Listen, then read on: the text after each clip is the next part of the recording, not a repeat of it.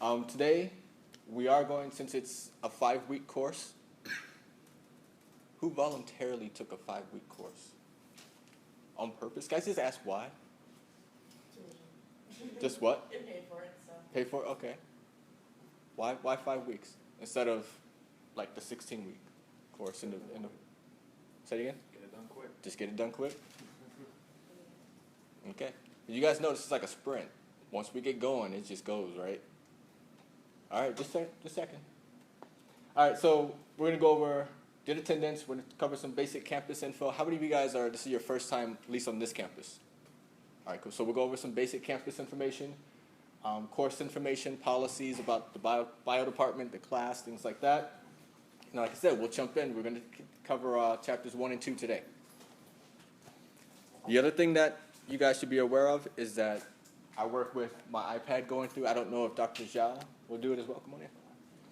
I don't know if Dr. Zhao will work with an iPad or anything like that, but I hate going back to the terminal here or using a clicker or something like that. It's annoying. Plus, this allows me to record everything. So I hope you guys aren't shy. The iPad has a pretty good microphone. It will pick up at least 3-4 rows back. So everything that is up on the board, everything that I'm saying, everything that at least up to you guys are saying will be recorded. What I do is I put this on my personal YouTube, and I send you guys the link. So that's where you guys can go back and study, because we are going to move quickly. I want you guys to always interrupt and ask questions, but it takes time to process. So I want you guys to be able to go home and then go, what did he say? And you can just, everybody knows how YouTube works. You just find the spot and go, right?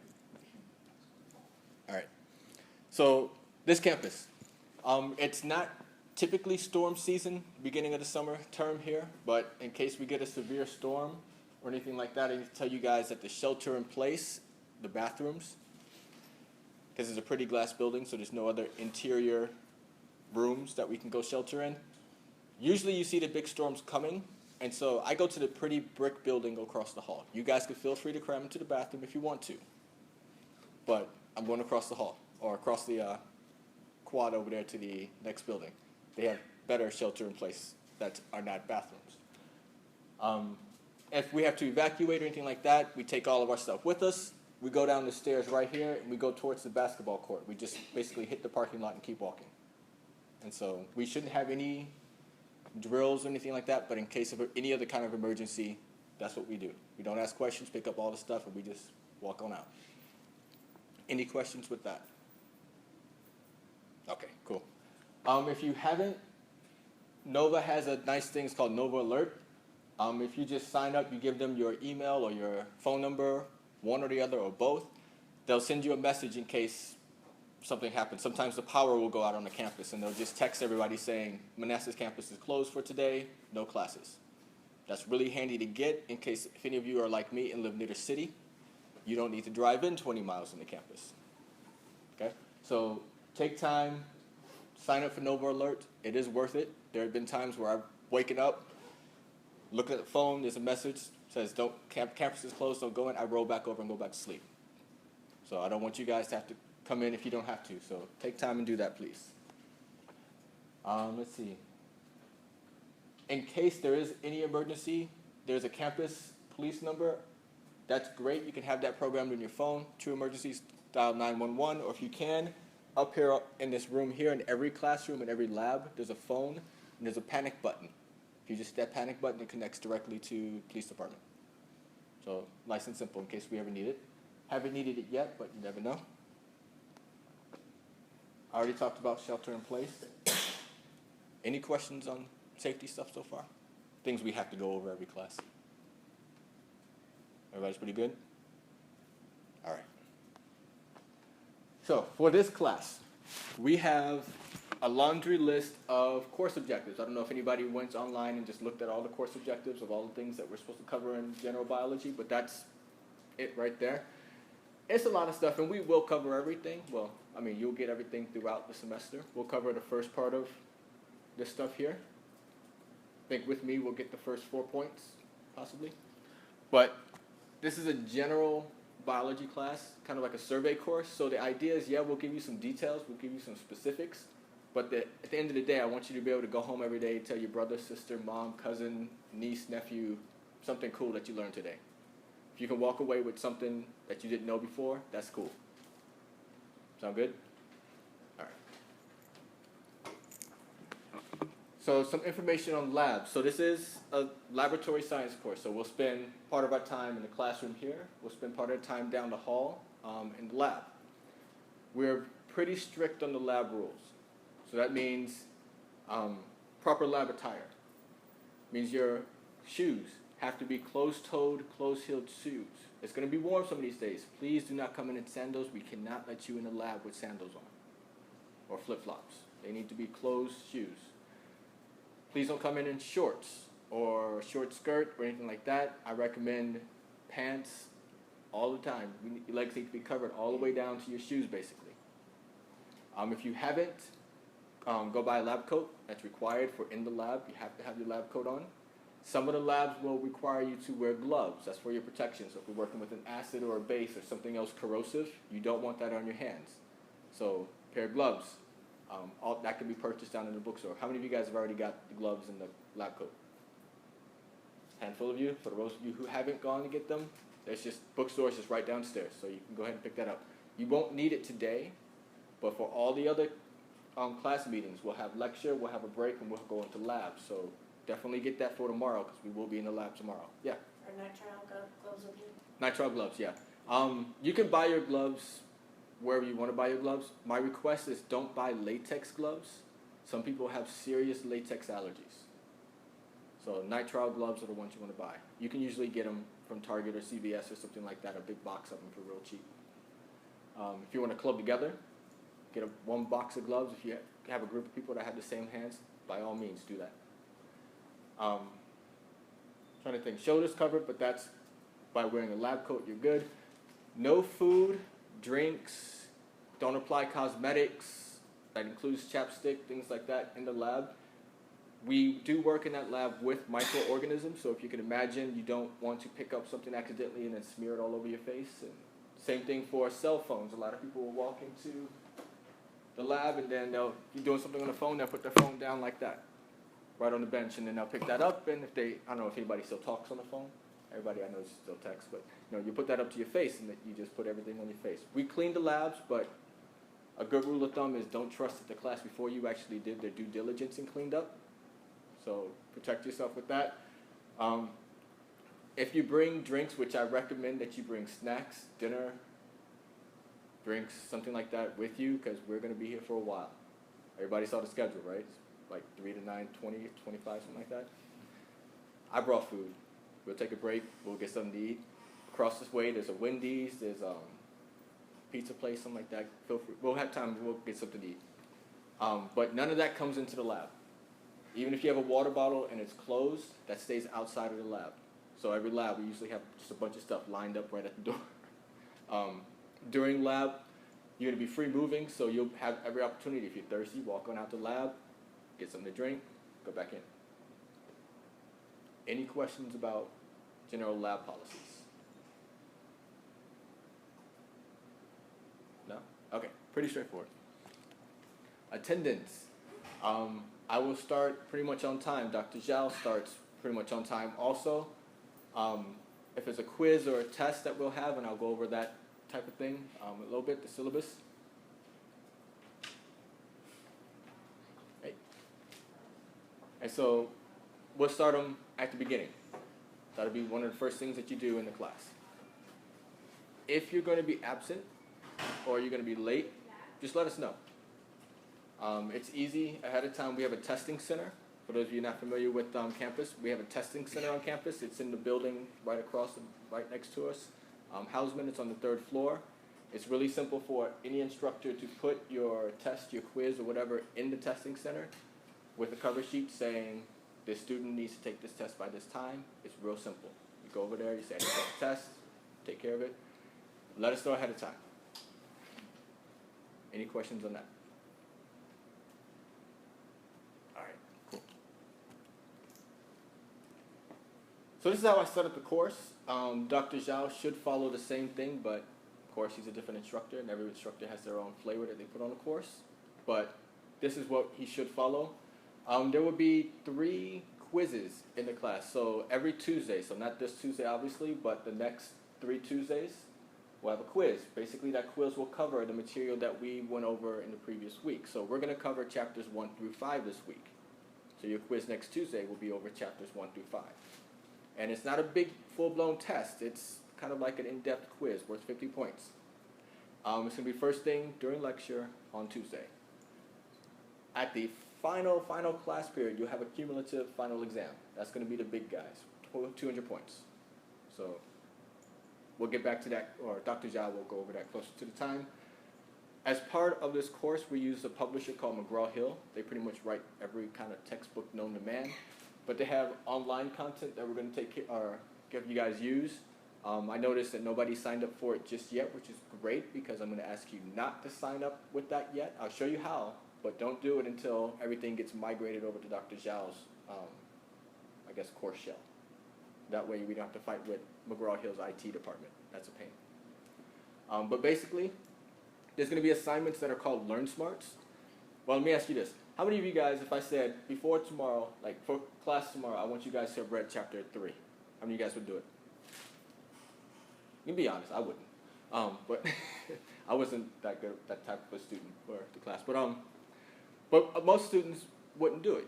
And they might do it in the beginning, but by the time we hit mid-semester, we're like, oh, man, we're supposed to read chapter 12? Oh, okay. So Learn Smart is designed to ask you a series of questions over the concepts that are covered in that chapter. If you know the concept, beautiful. You answer the questions, you tell the program you know it, you move on. If you don't know it, you get a question wrong, it directs you to the text. So it's an ebook. It directs you to the text. You read that section. So it's directed reading. So you don't necessarily have to read the entire chapter. You'll be pointed to the big topics that you really need to know. And so that's going to be for pretty much every assignment. Your original one was supposed to be due on Thursday, but like I said, we'll let Dr. Zhao figure out that. But it's going to be due weekly. My recommendation, or what I was going to have you guys do, and what I'm going to recommend to Dr. Zhao to do, is to have him do Mondays by 11:59. That way, when you come to class for Tuesday, Wednesday, Thursday, you guys are primed for all the material that we're going to cover that week. So that's the idea behind the Learn Smart. Then a homework assignment is a homework assignment. They're a series of multiple choice questions or labeling or matching questions, also done online. Those will be done at the end of the week. So basically, you do your Learn Smart at the beginning. It primes you. We cover the material in class, Tuesday, Wednesday, Thursday, and then you have till Saturday to do a homework assignment. That means by that following Tuesday, you should be set for that quiz. So that's how we try to keep you guys on track. Any questions with that? All right, so again, I'll pull up that website and I'll show you how everything is organized, and we'll get there. There'll be in-class activities. We'll see if he does those, but I usually do in-class activities for you guys to not have to listen to my voice for 3 hours straight, and you guys can actually take a break, work together, figure some things out. We'll see if Dr. Zhao keeps those. And lab is worth 25% of your grade. So 75% of points earned here, 250 or 25% earned in the lab. There's lab quizzes. So with the exception of the first lab, you'll have 10 lab quizzes. They're 5 points each, 50 points total. There's 11 sets of lab activities. So basically labs that will correlate with what we talk about in here. So you get to do hands-on things. There's a presentation that you guys do. So we do animal and plant diversity. Everybody will be assigned a plant or an animal across all the kingdoms, and you guys present to the class that plant and animal. And then there's a lab practical. So all the things that we learned how to do, all the hands-on stuff, you guys get to demonstrate. It's like a practical final. So it's worth 70 points. But that's your full 100% of the points that you guys will be graded on. Yes? Are there lab quizzes since the other ones are on Tuesdays, is there a day for those? Oh, lab quiz. So every time that you guys have a lab class. Good question. So every lab, so we won't have one on, we don't have lab today. Your first lab will be tomorrow. There won't be a quiz then, but Thursday and then onwards, you'll have your quizzes for every. If you miss the quiz? Yeah. So I usually don't get to the quiz till about maybe 15, 20 minutes into the lab session, just because some people, it takes a little bit of time to come back from dinner. But don't miss the quiz. We do have a strict attendance policy for the labs. If you miss 3 labs, so for any reasons, which we really shouldn't miss them because we're here for lecture, but if you miss the 3 labs for any reason, then you automatically fail the course. So that's just a bio department policy. So don't miss 3 labs, please. I hate writing that email saying you failed. That really is sad. Any other questions? Yes, please. Online it says textbooks required. I mean, is our textbook question. online? Is that what this Learn Smart is, or Good question. do we need to purchase it? So that's what I put in the thing. It's like, if you haven't bought the textbook, don't buy it yet. So thanks for reminding me about that. I'll just show you now. If you go, bring this way.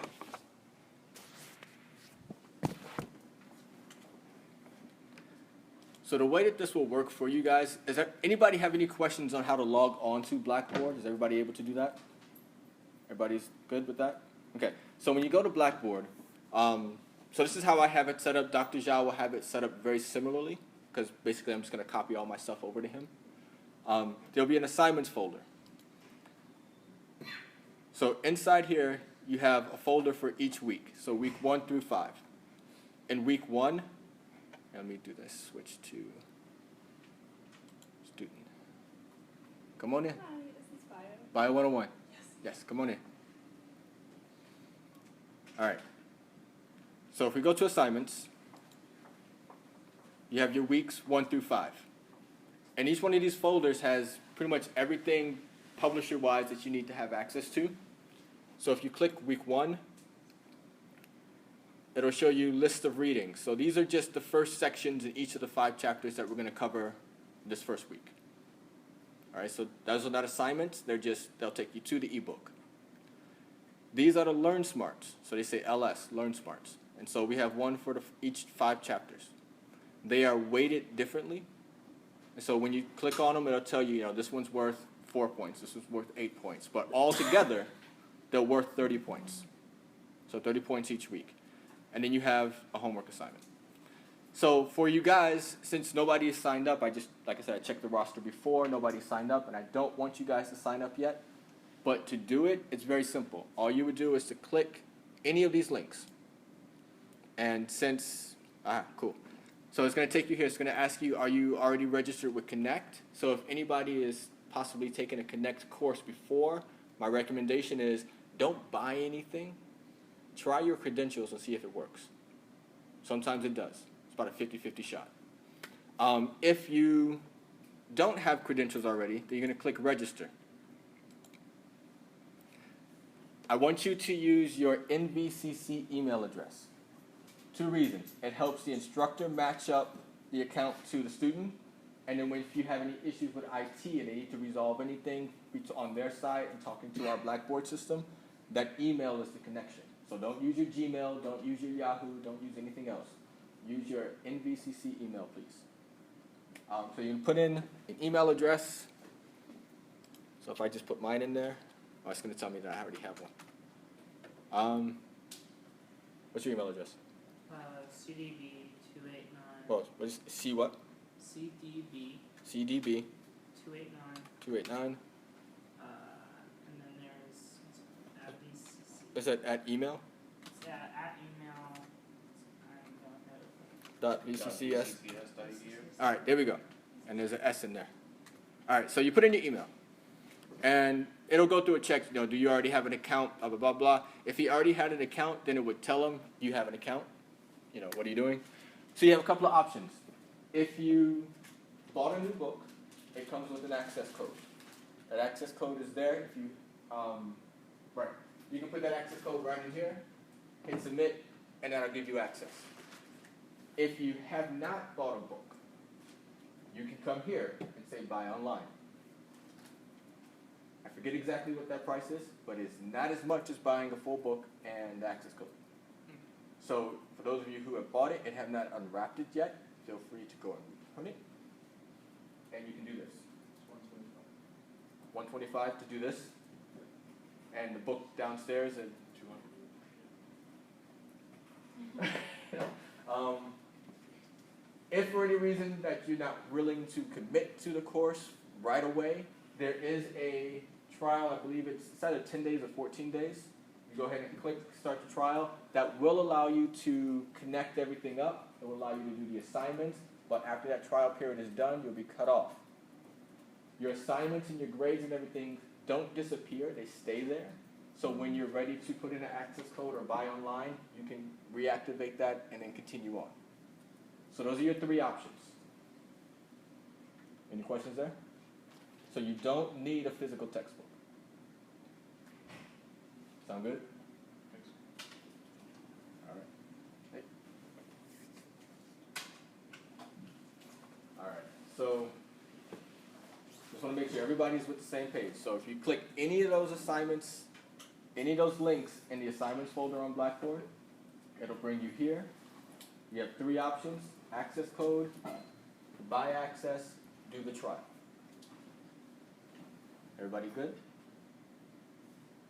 For those of you who came in late for things, make sure you see me during the break and we'll go over stuff again.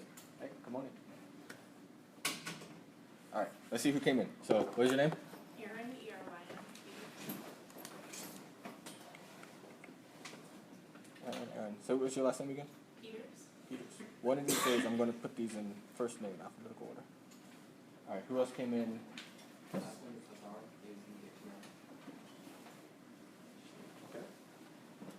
Brandon, Owens. Evan, Buchorn?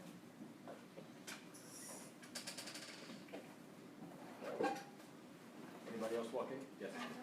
Was it?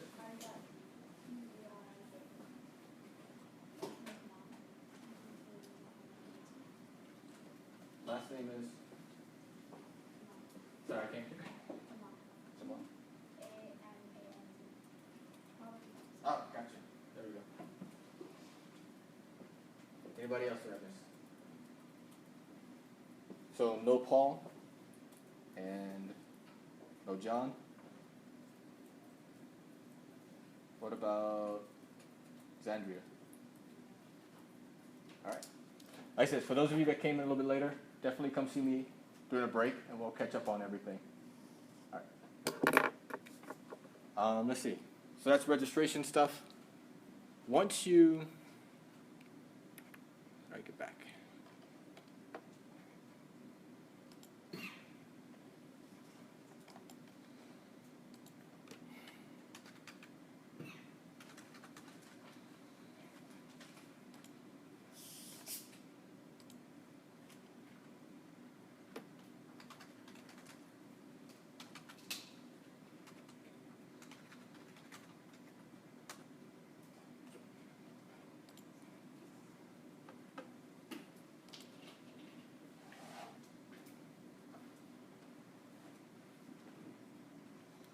All right, so some other things. Let me go back to student view.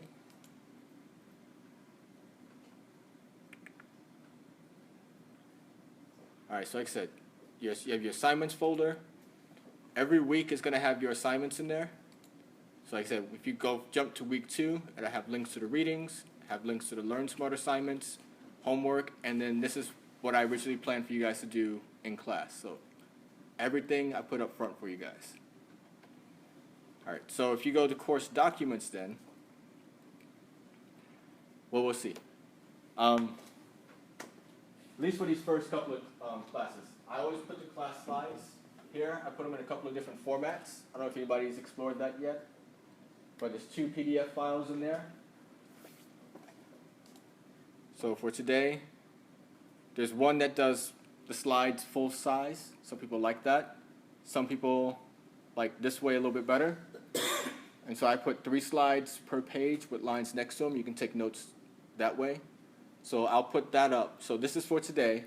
Tonight I will put up tomorrow's and Thursdays.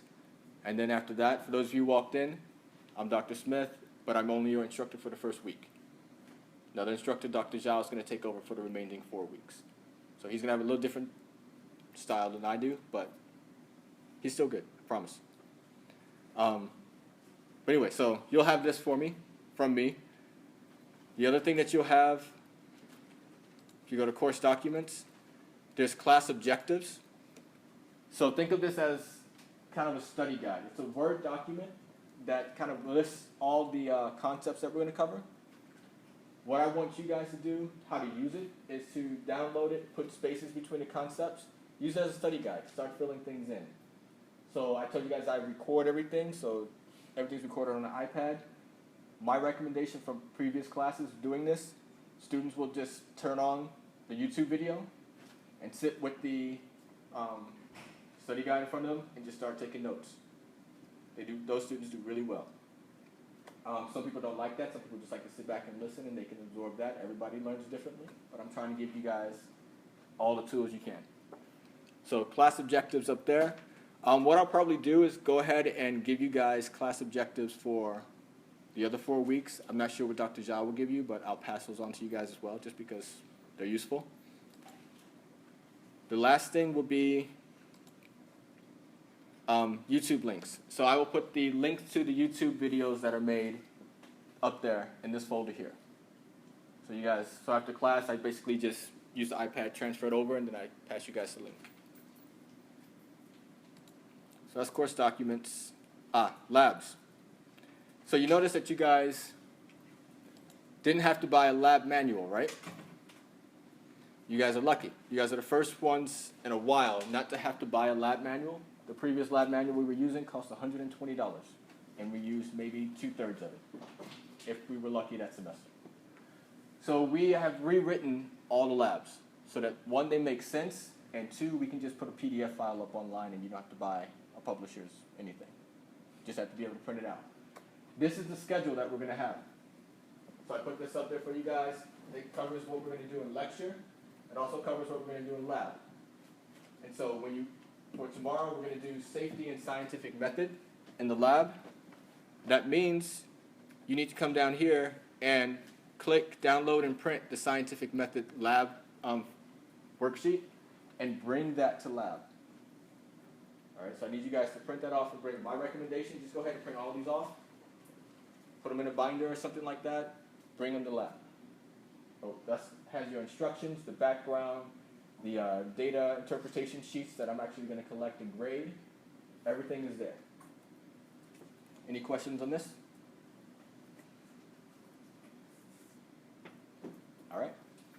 So everything's on Blackboard. Feel free to explore. Like I said, I'll talk to Dr. Zhao and make sure that he keeps kind of the same themes going. Yeah, I think that's it for Blackboard.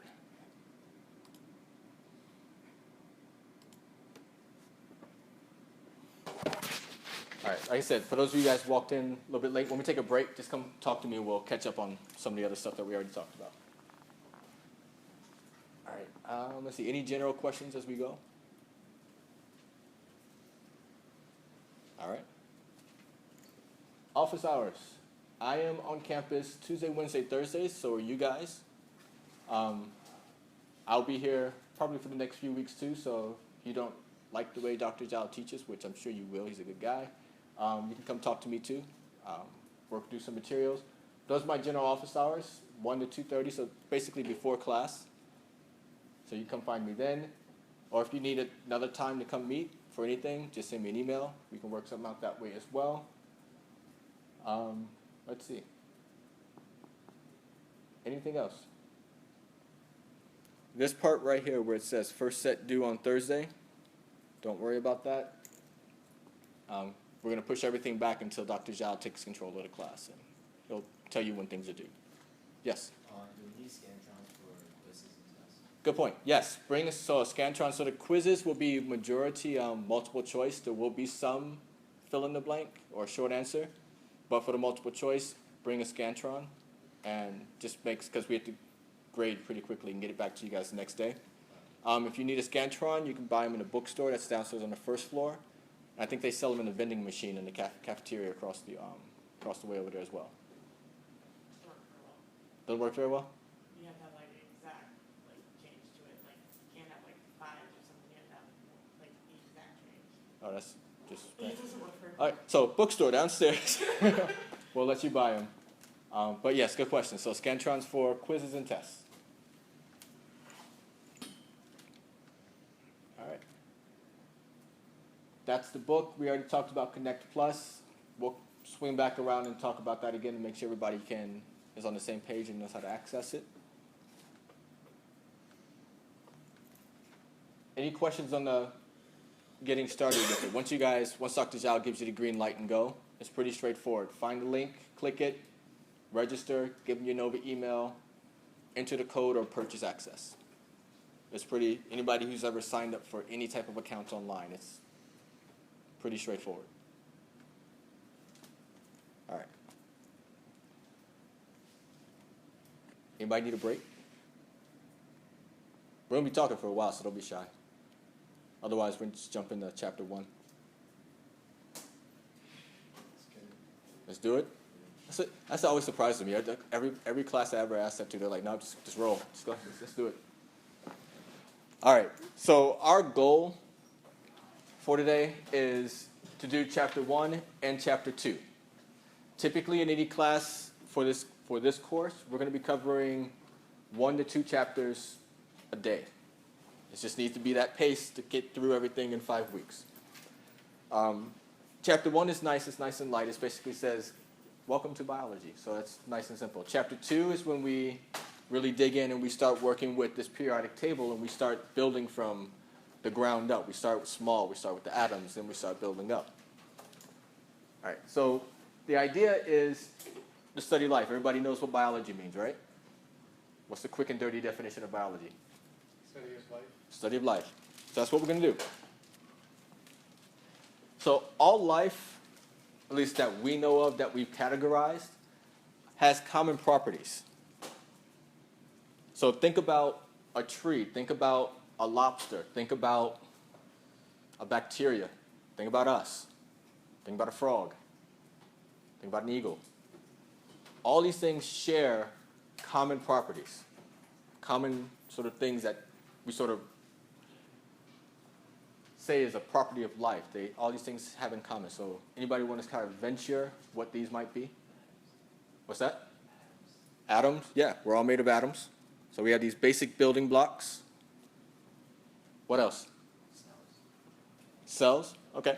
So that's a good one. So what we'll get to is that all life that we know of is made up of at least one cell. So your bacteria, they're single-cell organisms. Your average human, about 10 trillion cells. So based on the cell. What else? Just think about what it means to be alive. What keeps you alive? Respiration. What's that again? Respiration. Respiration, so breathing. Okay. So not every organism needs oxygen, Yeah. but different types of respiration, so well, I'll just fast forward to a chapter that we'll hit, or Dr. Zhao will hit, but we use oxygen primarily for energy production. So all life needs in some way needs energy. And that's mainly why we respire, why we breathe. So energy. What else?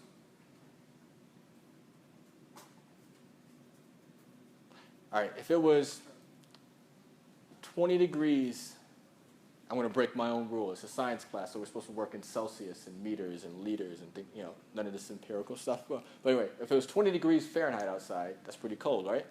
You walk out there in shorts and a t-shirt, what happens to you? You shiver. You might get goosebumps, right? What's going on? What is your body doing in general? Homeostasis. So homeostasis, I love it, 2 things. So you got to respond to your environment to maintain homeostasis. So that's one I'll put there. So we respond to our environment. Just going to put E and V. And then there's this big thing called homeostasis, which basically means your body or any other organisms is maintaining that status quo. There's a certain set of conditions that we need. It could be temperature, pH, salt concentrations, anything. It's something that you need to maintain. So one of the reasons why we shiver is so we can get things moving. We warm up a little bit. We get the goosebumps. It's pulling in the materials a little bit more taut, more dense. You can warm up that way. So it's homeostasis. What else?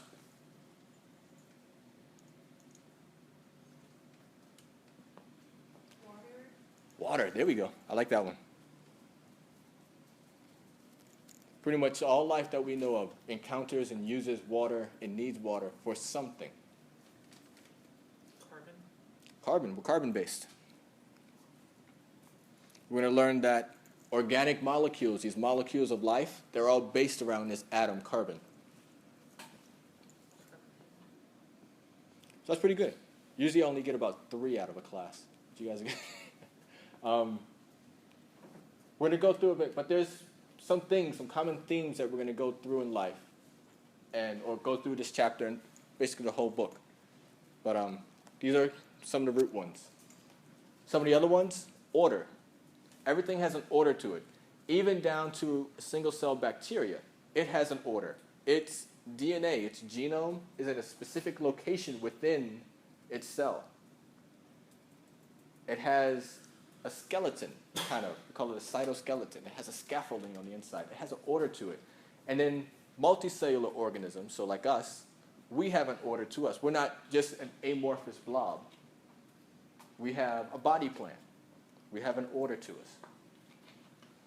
So that's a property of life. It's not just random. It may seem random, but there's always some type of environmental or genetic dictate that tells it, this is what you're going to do and how you're going to do it. So there's an order to everything. There's that response to environments. So I said, if you walk outside, it's cold outside, you're going to shiver. Or if you ran up the stairs, late to class, your heart's going to beat harder, right? That's going to pump more blood. You're going to respond to whatever's going on. So this is something cool with the plant here. See if it'll work for us. Oh, go back. Do the plant.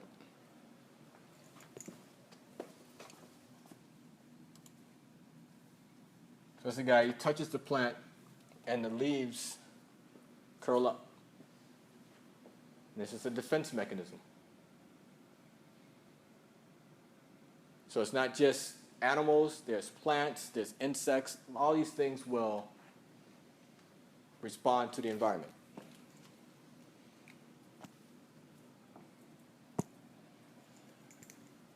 Then I put these 3 together, reproduction, growth, and development, primarily because they're all guided by DNA. You guys heard of DNA before? So your genomic blueprint tells you who you are, gives you your potential. And so all life that we know of has a genome, has DNA. So your single-cell bacteria, your fungus, your kittens, humans, we all have our genetic code. And it guides how we grow, it guides how we develop, it guides how we reproduce. And so, depending on the organism, so if you're working with bacteria, they reproduce asexually, so it's a form of cloning. They basically just double themselves and split off. Or you can have sexual reproduction, so that's what mammals do. So these kittens were produced by sexual reproduction. People, sexual reproduction. But all of that is encoded, hard-coded in your DNA. And so as we go through this class, we'll spend a lot of time working with DNA and the concepts of DNA. One of my favorite sections of this class is the inheritance section, where we figure out why little Timmy is redhead when all of his sisters are brunette, and it's completely legitimate. And so, things like that. So that's a fun part of the class. All right, homeostasis. So you brought this one up. You have to maintain internal working conditions. If you don't, you're in trouble. And then if you get to animals, multicellular organisms, we have many different microenvironments in our body. So the reason why we have to maintain these internal conditions, we have enzymes, we have biochemical processes that happen all over our body. And these reactions, this biochemistry has very specific conditions that it needs. So for example, what do you think is the most acidic part of your body? Your stomach. There are enzymes in your stomach that are designed, they've evolved to work in an acidic condition. You take those enzymes, their job is basically to chew up your food for you. You take those enzymes, you put them at a more neutral pH, so instead of an acidic pH, you put them at a neutral pH, they don't work. They really don't work. Then you can take something else that's supposed to be at a neutral pH and put it at a lower pH or a high pH or a basic condition. They won't work. So everything has this very specific condition. Anybody know the, well, let's do this. What's your body temperature? 98.6, that's Fahrenheit. What about, can anybody do it in Celsius? 39.6. That'd be running a little bit of a fever. Yeah, it's about 36.5, 37. So yeah, that's your body temperature there. If we get too much above that or below that, we're in trouble. Because our enzymes, it's all biochemistry. Our enzymes are designed to work at that particular temperature. It's the same thing with pH. The pH of your blood is about 7.4. It's slightly basic. You get too much away from that, you're in trouble. So your body has mechanisms. We'll talk about that towards the end of chapter 2. Your body has mechanisms so that if your blood starts to get too acidic, it'll bring it back up. If it starts to get too basic, it'll bring it back down. That's homeostasis. So pretty much all life has some mechanisms for doing this. And it's the type of thing that you guys already kind of know. So think about a reptile. They're cold-blooded, right? How do they maintain their proper body temperature? What do? They sit in the sun. They sit in the sun if they need to warm up, or they go find the shade or water if they need to cool down. Whereas we do it kind of internally with our chemistry, they do it externally. So every organism needs to do this. Every organism needs energy. So all of those reactions, all that chemistry that happens in your body, it needs energy. It just doesn't happen, well, some things happen spontaneously without energy, but a lot of things, they need that extra energy. So you get your condor flying here, that's a lot of energy to fly. How do plants get their energy? From sunlight, photosynthesis. And so we'll talk about that in chapter 7, I believe. We make our energy. We're going to talk about another chapter, this molecule called ATP, made by the mitochondria in your cells. That's the reason why we inhale, why we respire. We breathe in this oxygen. Oxygen is necessary. If we don't have oxygen, we don't make that molecule of ATP. We have no energy and we die. And so all of that is kind of connected, that respiration, the oxygen in the air, energy, our biochemistry, all that stuff is connected. All right, so what we're going to do in this course, we're going to start small. And we're going to work our way up. And we'll talk about ecosystems and biospheres. But we're going to start small. So I'm going to do it kind of in reverse. So some terms that I want you guys to know is when you think about the organization, the hierarchy of biological organization, the biggest part that we think about is our biosphere. So think about concepts like global warming. And then we can apply that whole concept of climate change to how that's going to affect ecosystems which encompass organisms in a particular area. So that's an ecosystem. All the organisms and physical components, so inorganic, so things that are not alive, that's your ecosystem.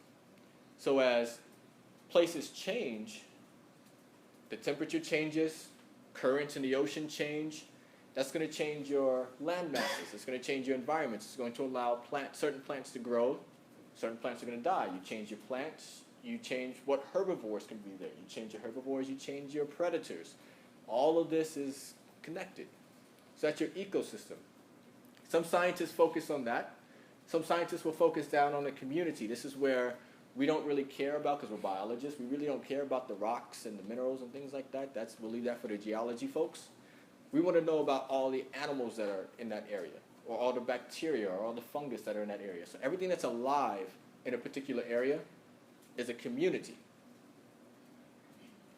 But then some scientists really don't care about everything that's in there, every living creature there. Some want to focus in on particularly one type of species. So my interest was just studying people. I don't care about the trees that are outside, any of the bacteria that might be anywhere else. Don't care about that. I'm just going to focus in on people. And when you do that in a particular area, that's called a population. You're focused on a population. So one species in an area, and that's your population. And you notice that we get kind of precise-ish with our language. So the population that I might want to study would be the population of people on the Manassas campus. I can define that, or I can say in Manassas as a region, or I can say in all of Northern Virginia. but it's in a defined area when we start talking about populations.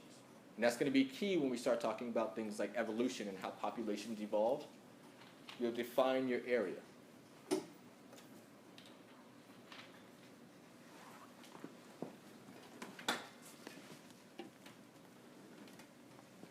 All right, let's see how much you guys are working with me. You guys see Rio? Yeah? All right. So if we are, we're going to have like the rainforest here and Rio here. So if you got the trees, you got the waterfalls, you got the mountainside here. What level are we talking about here? That's your ecosystem, because we have the inorganic water, the rocks, plus the trees and the birds around here. All right, let's say we want to focus in just on the bluebirds here, our macaws here. If I'm just going to focus in on them, what's that called? That's your population. Now we throw in these two knuckleheads right here. With the bluebirds, I'm back to what now? Community. All right, so you guys are good. I wish I do a bunch of stuff in here. I got two little kids, so we throw in all types of movie references. All right. So if we wanted to then take just say one of those blue birds, then we're looking no longer at a whole population. We're going to look at one individual organism. And just imagine, we're just going to keep zooming in. That organism is made up of organ systems. So think of digestive tract, think respiratory tract, things like that. You have organ systems. And then you have individual organs. So we can take like just the heart. That'd be one organ. But that organ is made up of tissues. We can say cardiac tissues make up that organ. Right? Very specific. Again, those tissues, a tissue is a group of cells. And this is where, who said cells with life, like as a fundamental part of life? So this is where we get to sort of, when we list all those attributes of life, they come to be at the level of the cell. So the smallest unit of life that we will get will be the cell, and that'll be your single-celled bacteria. And then we build that up to multicellular organisms like us. So far we've gone from biosphere down to ecosystem, down to community, to population, to individual organism. That organism is made up of smaller and smaller and smaller components. So now we're down to the cell. We could spend an entire semester just on the cell. In fact, for any of you guys who are my science majors, you might take a class called cell biology. You'll spend a whole semester just talking about this guy right here. Just talking about the cell.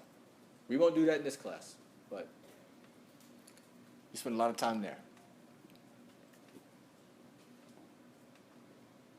I'll give you advice about taking notes in the class. Don't worry about writing everything down, because again, I give you the slides and you have the recording. So just keep that in mind. Everybody works differently, but just keep that in mind. Don't feel like you have to rush to write everything down.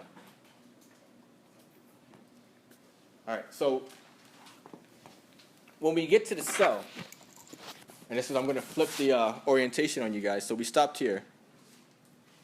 We stopped at the cell. If we focus on cells of this parrot here, it's what we call a eukaryotic organism, and we'll get to defining that shortly.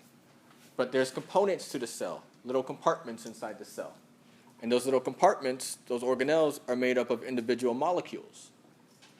Those molecules are composed of atoms that are bonded together in particular ways to make the molecules.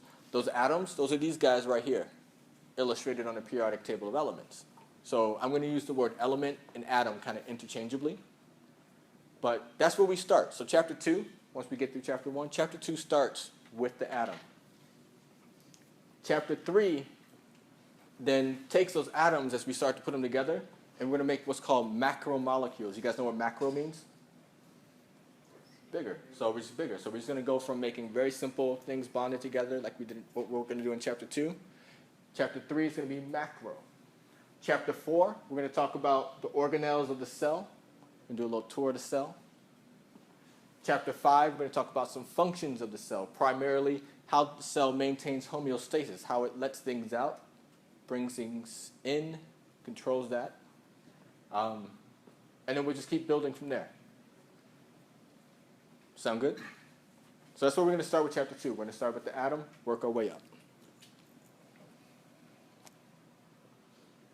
As we do these steps, every step we go, we get what's called an emerging property. So emerging just means it's something new, it's something that's coming about because of some type of change. So as we step up, we get new function. So your individual atom, some atoms can do stuff. Pretty cool. You get some potassium, you ignite it, it's a pretty purple color. So some atoms can do things on their own. But you start putting these things together, you take some sodium that's Na up there, put it with chlorine and Cl, and all of a sudden your french fries taste good. That's your table salt. So you get your properties as you start building these things up. You start putting together strings of carbons and throw some hydrogens in there, and all of a sudden your oil in your car can go because you have gas. So things like that. So you start getting your emergent properties as you step up. When we put all those macromolecules together and we can get to a cell, this is where the cell responds to an environment, requires energy, maintains homeostasis, can reproduce, develop. All these things that we talked about that are properties of life, they all come about at the level of the cell.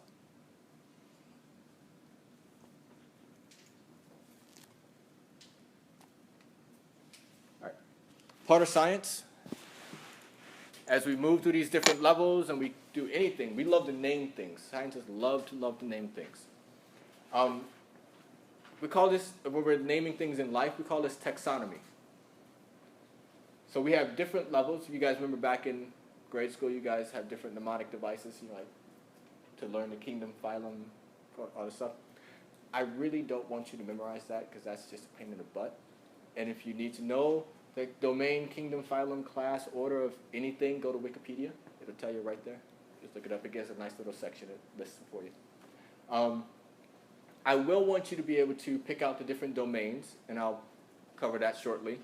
But everything else we talk about, we're going to use either the common name or at most the genus and species.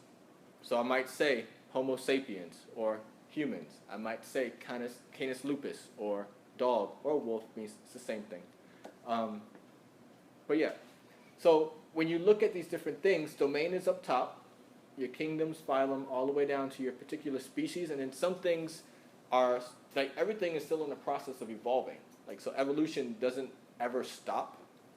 And so species become subspecies as populations start to diverge. And so we can start putting, like we would say, dog and the wolf, they both are Canis lupus. But we now call the dog Canis lupus familiaris, or something like that, some Latin term to name the common familiar dog. So you just keep adding on to it. So just give you an example, for those of you up front who can read down here in red, if you were to take Eukarya, Plantae, Magnoliophyta, that one, Apiales, Daucus, Carota. Anybody want to venture what the common name is? Alias. What's that? Alias. Nope. Carrot. It's a carrot. But related to magnolias, yes. It's kind of a fun thing when you start looking at the names, like the full taxonomic names of things. You can start seeing the relationships between different organisms. There's a lot of fun in plants because a lot of people don't realize, for example, that cauliflower and broccoli are basically the same thing. They are both descended from the same wild mustard plant. And farmers thousands of years ago just said, you know what, I like them white or I like them green. Yeah. You got cauliflower, you got broccoli, but they're pretty much the same thing. All right, so when you guys are doing your, at the end of this term in the lab, you guys will do your animal and plant diversity presentation. You guys get to get up and give the whole taxonomic list of names. It's fun. So start practicing when Dr. Zhao gives you your assignments. So you won't stumble over that like I do. Yeah. Is that presentation a group assignment or Individual. Yep. But it's quick and painless, I promise. All right, so at the bottom of that list, we had genus and species, right? It's a fun thing when you talk to a biologist and you ask them, give me a definition of a species. If you ask 5 different biologists, you get 5 different answers. Especially if you talk to bird people. Anybody here a birder? Go bird watching? Things like that? No? Those are some very intense people. I'll tell you this now. That whole taxonomy thing with birds is insane. It is insane. They get into, anyway, we leave that alone. The definition that I want you guys to use for species in this class, just because it fits with everything else, and I stress that this is one definition of a species, it's called the biological species concept. So that means you can take animals in group A, group B, put them together, and they can produce offspring. So that's the first part. The second part is that those offspring are fertile, meaning that you can get that subsequent generation. So there's 2 components to this.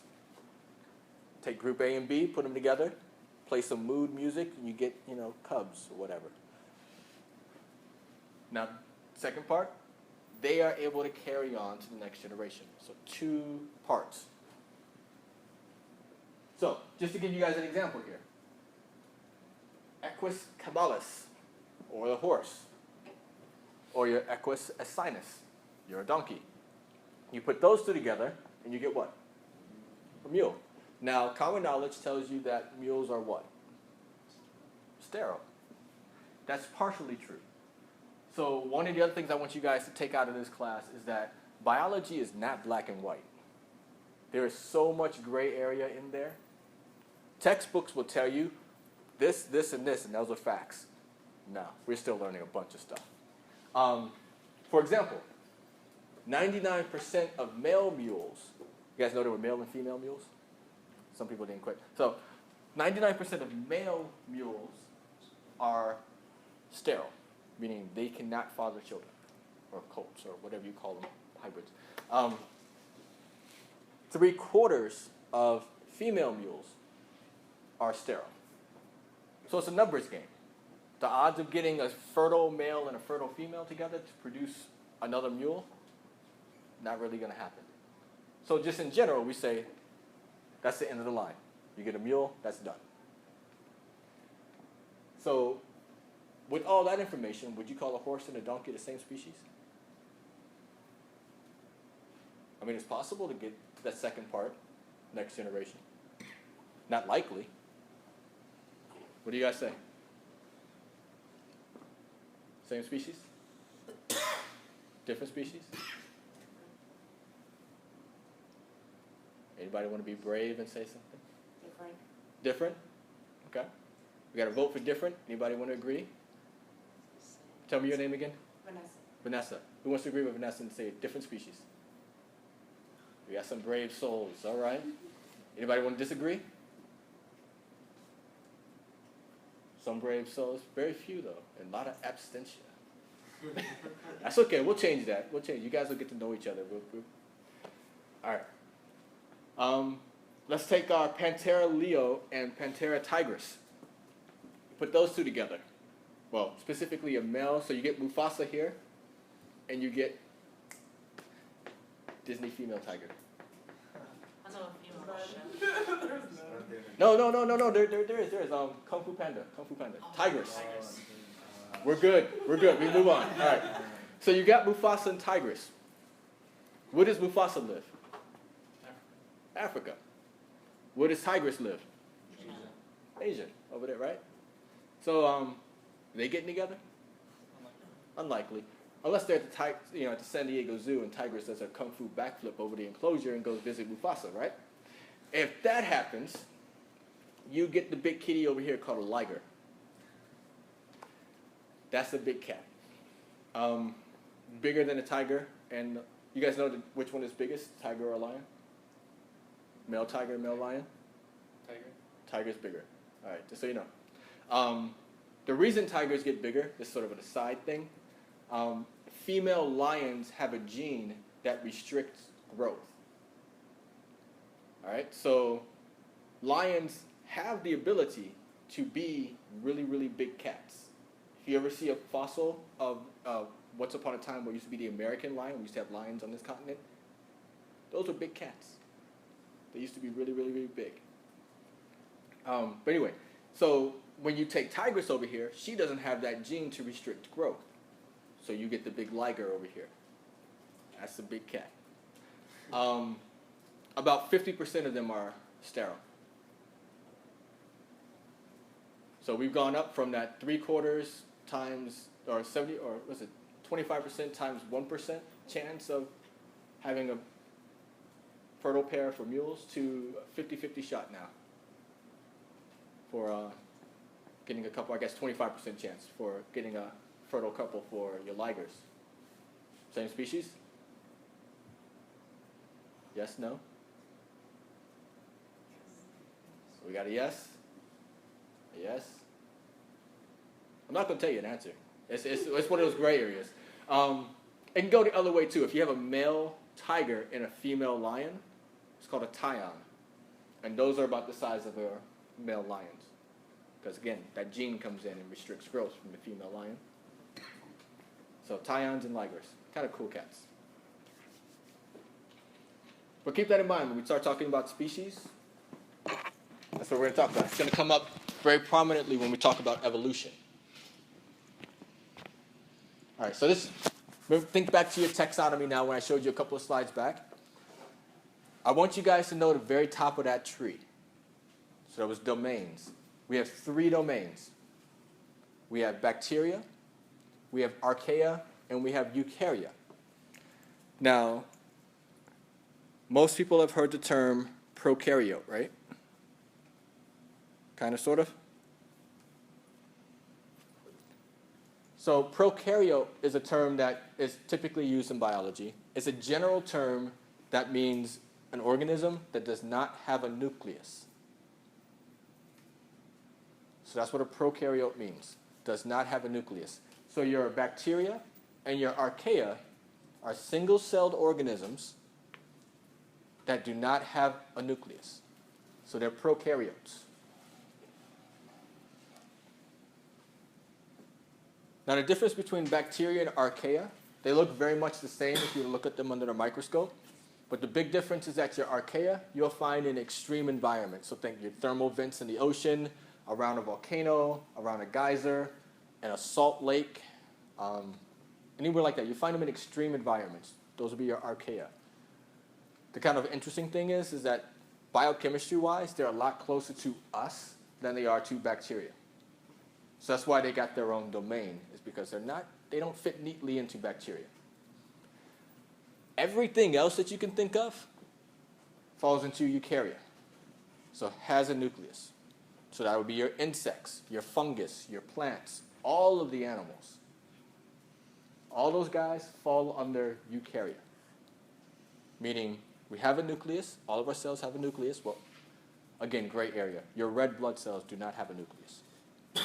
But again, nucleated cells, other organelles, which we'll talk about in chapter 4. But you should be able to take any animal, any organism we talk about, and fit it into one of those 3 domains based solely on the presence or absence of a nucleus. So that's like the only taxonomy that I'm really going to try to get you guys to hold on to. Fit it into one of those 3 domains.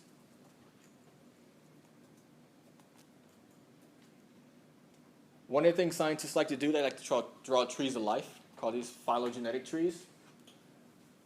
Most trees now are based on genetic analysis. So it's kind of cheap and easy and straightforward now to determine the genome of an organism or the sequence parts of an organism's genome. And that tells us a lot more information about relatedness between organisms than just looking at, well, that one has wings and that one has wings. We'll put them in the group. That's how it's usually done, based on morphology. So morphology is how an organism looks. So that's how it's typically done. It's not very accurate. So now we do it with genetics, and notice we have our 3 domains. And where are we? Which domain? Eukarya. So we're here with the fungus and the slime molds and the plants and other fun critters that we'll talk about later. The closer you are to something on this tree, the more related you are to it.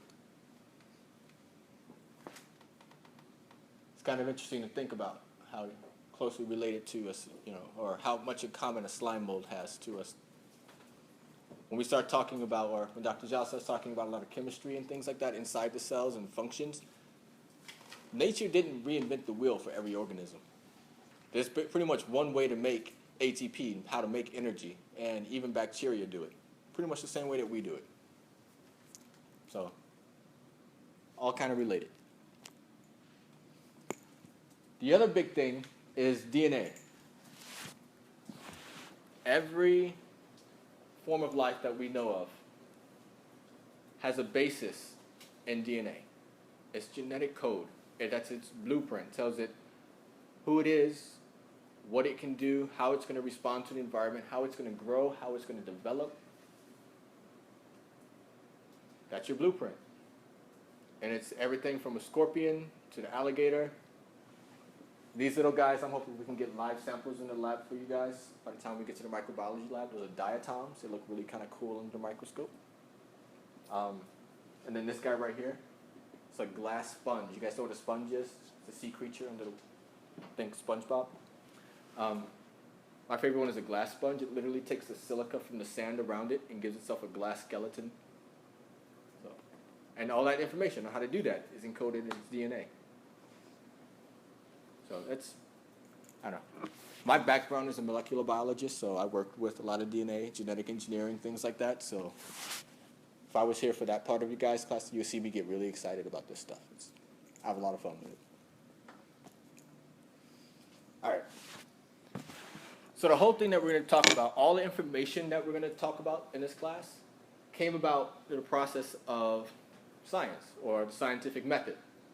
So somebody out there started making observations, making hypotheses, trying to figure out how things work. So a lot of things that I tell you that all life needs energy. That one little statement, that's probably about 50 to 100 people's life work to bring you that one sentence. And that's how a lot of science works. So some terminology that I want you guys to have. There's a hypothesis. For those of you guys who remember back from grade school, I think you probably would have had this first presented to you where they say hypothesis is a what? What's Well-educated guess. educated guess, or an if-then statement. If this happens, then this, then that. So that's your hypothesis. It's based on an observation. So you see something happen in the natural world, and you come up with kind of an idea. It's like, well, if that's happening, then this, and you can set up an experiment to kind of test it. So that's where a lot of the scientific method starts. Call that our deductive reasoning, where we're using, I think Sherlock Holmes, deduction to try to figure, although most of his things were induction, but, we'll leave that alone. Then there's a scientific theory. This is any scientist you talk to. This is one of their big pet peeves, because a lot of people will go through life and say, well, in theory, it works this way. It's like, no, that's not what that means. A scientific theory is something that has been tested over and over and over and over again through numerous hypotheses, has lots of data to back it up, but it's still evolving. We're still learning from it, but we have it to the point where we can trust it. So one of my favorite things on, because everybody gets their news through Facebook now. I love these when these things pop up and they trying to disprove climate change or evolution or something like that, and they go, well, even gravity is a theory. We go, well, yes, it is. Congratulations, I'm glad you know that. It means nothing to your point, but, hey. Yes, gravity is a theory. We are still learning tons about gravity. I don't know if anybody follows the pop science, but they detected the gravitational waves in the universe, things like that, So, yeah, we're still learning. They're right on the verge of they're trying to figure out, was Einstein right or was he wrong? It's not really going to change much in everybody else's life, but physicists love this stuff. But a scientific theory is just something that has a lot of data to back it up. So I can say, in theory, if I dropped my iPad, I would be really upset. I can trust that gravity is going to pull it down to the ground at an acceleration of 9.8 meters per second squared. The fact that I can put math to it makes it a law. That's the only difference between a theory and a law, is that you can formulate it. And so, yeah, there you go. So you can just put some numbers to it. But it's still a theory. We're still learning about it. It's still evolving. So what I want you guys to do, take away from this part, please, is if you ever go out there and somebody says, well, the scientist doesn't know everything. Yeah, the scientist knows he or she doesn't know everything. We know that. We're still learning. But doesn't mean that we don't have theory to back things up. So kind of keep that in mind as we go through and we cover some of these things that the book will tell you as fact. There's nothing black and white in biology. It's all gray. There are some things that, yeah, okay, we're pretty sure happened, but the whys and the exact hows and everything still being worked out. All right, so the way we do this, we go through two types of reasoning. There's inductive reasoning and deductive reasoning. Both are valid. Both can yield a lot of information. So inductive reasoning, the example here, you can study everybody's brains in a population and ask them to do the same task, whatever it is, like view a bright picture or something, a pretty picture of a flower. View a task, do a task, and measure what part of the brain lights up. They have really cool instruments that are very accurate, seeing what brain activity, in particular regions of brain activity. And then you can say, well, that part of the brain must be involved in enjoying the view of pretty flowers. So that's inductive reasoning. It doesn't tell you anything about the mechanism, the hows, the whys, or anything like that, but it's a starting point. So once we know that part of the brain, we can then start zeroing in and try to figure something out, get them to the mechanics. We can start diving into deductive reasoning. And so deductive reasoning is when you can make that hypothesis. So where you can make that if-then statement. And so we have, like the one here, if climate changes, then the distribution of plants and animals should change.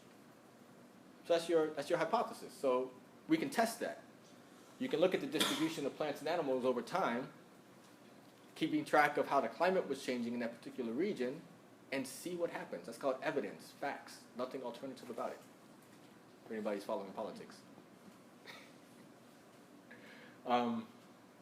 But yeah, so that's deductive reasoning. And the cool thing about science is that if we do a bunch of deductive reasoning, we get a bunch of things that point you in one direction, and if we get a bunch of stuff that points us in another direction, most scientists will go, hey, cool, really?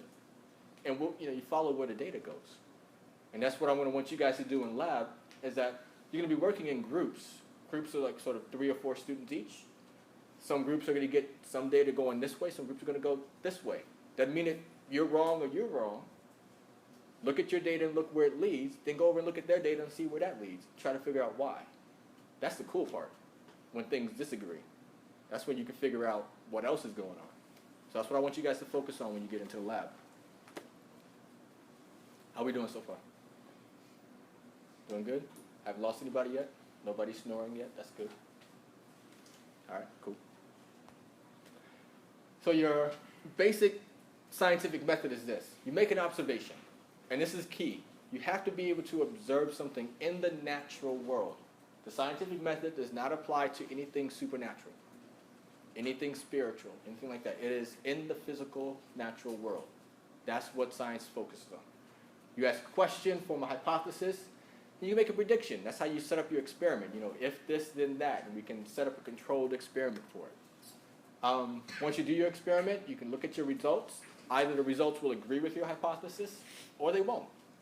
If they agree, say, great. You write it up, send a report out, you let other scientists repeat it, see if it stands up. Some things stand up to it, some things get disproven right away. If it's not supported, you go back and do it again. And that's a key point, that one right there. Your hypothesis has to be able to be falsifiable. If you can't answer no to your hypothesis, if you can't disprove it, it's not a hypothesis. You already know the answer. Don't waste your time doing an experiment. So it has to be testable. You have to be able to build an experiment, and you have to be able to get a yes or no answer. That's a valid hypothesis. And so your first lab that we'll do tomorrow is going to be covering the scientific method. And we're going to walk through this. We're going to take some data. We're going to form hypotheses, predictions.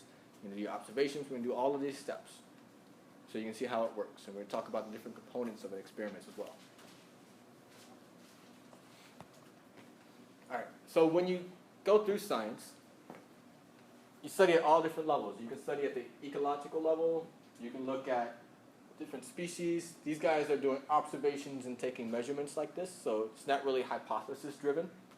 This is more your observation, inductive reasoning type things. You can get to your cell level or your molecular level. So this was my training, was at the cell and molecular level.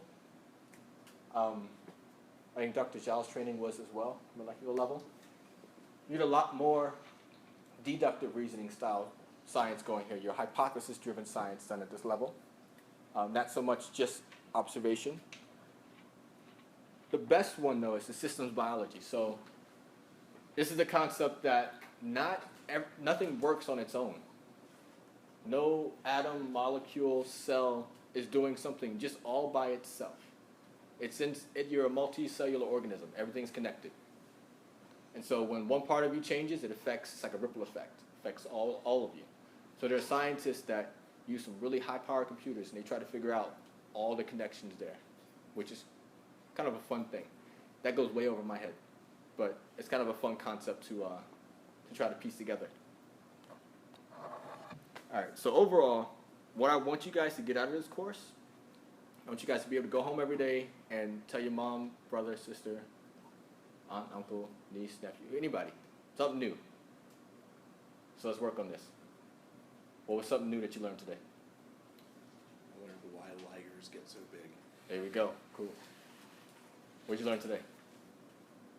I never knew that the opposite of the ligers. The Tyon, yeah. Yep. Cool. So that's all I want. Be able to take something home today and try to relate it to something else, because there's a lot in this world that we don't actually ask questions about. And I want to try to get you guys to the point where you're comfortable asking questions on anything that comes up. Anything. All right, so what I want you guys to do, let's take 10 minutes, take a break, stretch your legs, get some water, go to the bathroom, anything like that, and then we'll hit chapter 2. All right. Let's dive into chapter 2.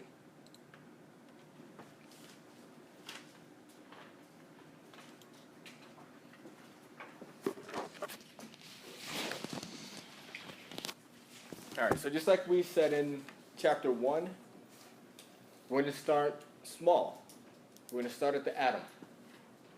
And so we're going to start building up, and eventually we'll get to macromolecules, so like the lipids and the proteins and the carbohydrates that make up the food that we see here, and those will be in chapter 3. But what you guys are going to get used to are how to work this periodic table. You're going to get used to drawing atoms. You're going to get familiar with a couple of different styles of molecular bonding. So we're going to work with those. All right, so this is your basic outline. We're going to start with atoms.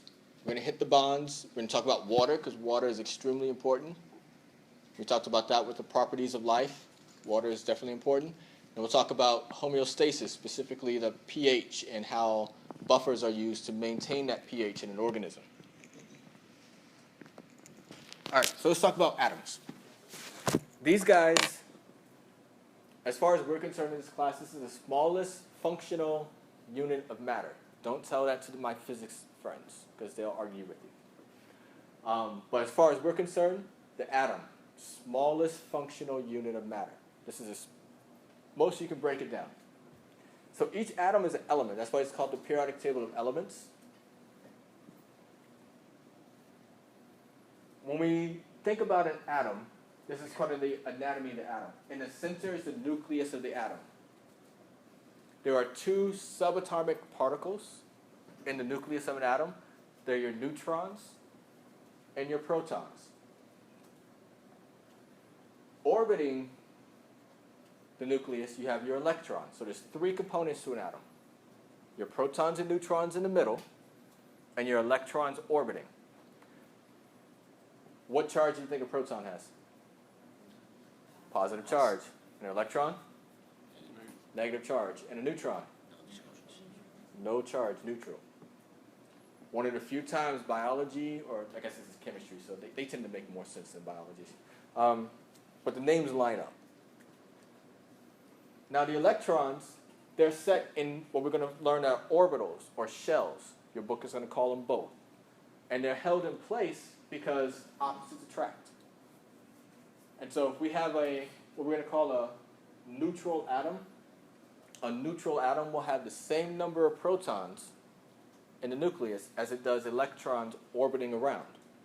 So that'll be a neutral atom. So everything that's described up here on this table is a neutral element. Has the same number of electrons and the same number of protons. Now in reality, these things don't always exist in their neutral states. But when we start learning how to draw them and how to work with them, we're going to focus on neutral atoms. Now we can get the same number of protons, same number of electrons. Those number of neutrons, that's going to vary. So that's going to vary depending on the element. We'll talk about how that works. But for now, there are three subatomic particles, neutrons and protons in the middle, electrons orbiting. So we're going to work on reading the periodic table. I do not require you guys to memorize what each of the letters means. So He right here is helium. I don't require you guys to know that. There are some that we're going to get very familiar with, and you'll just end up knowing because we're going to draw them and talk about them and use them over and over again.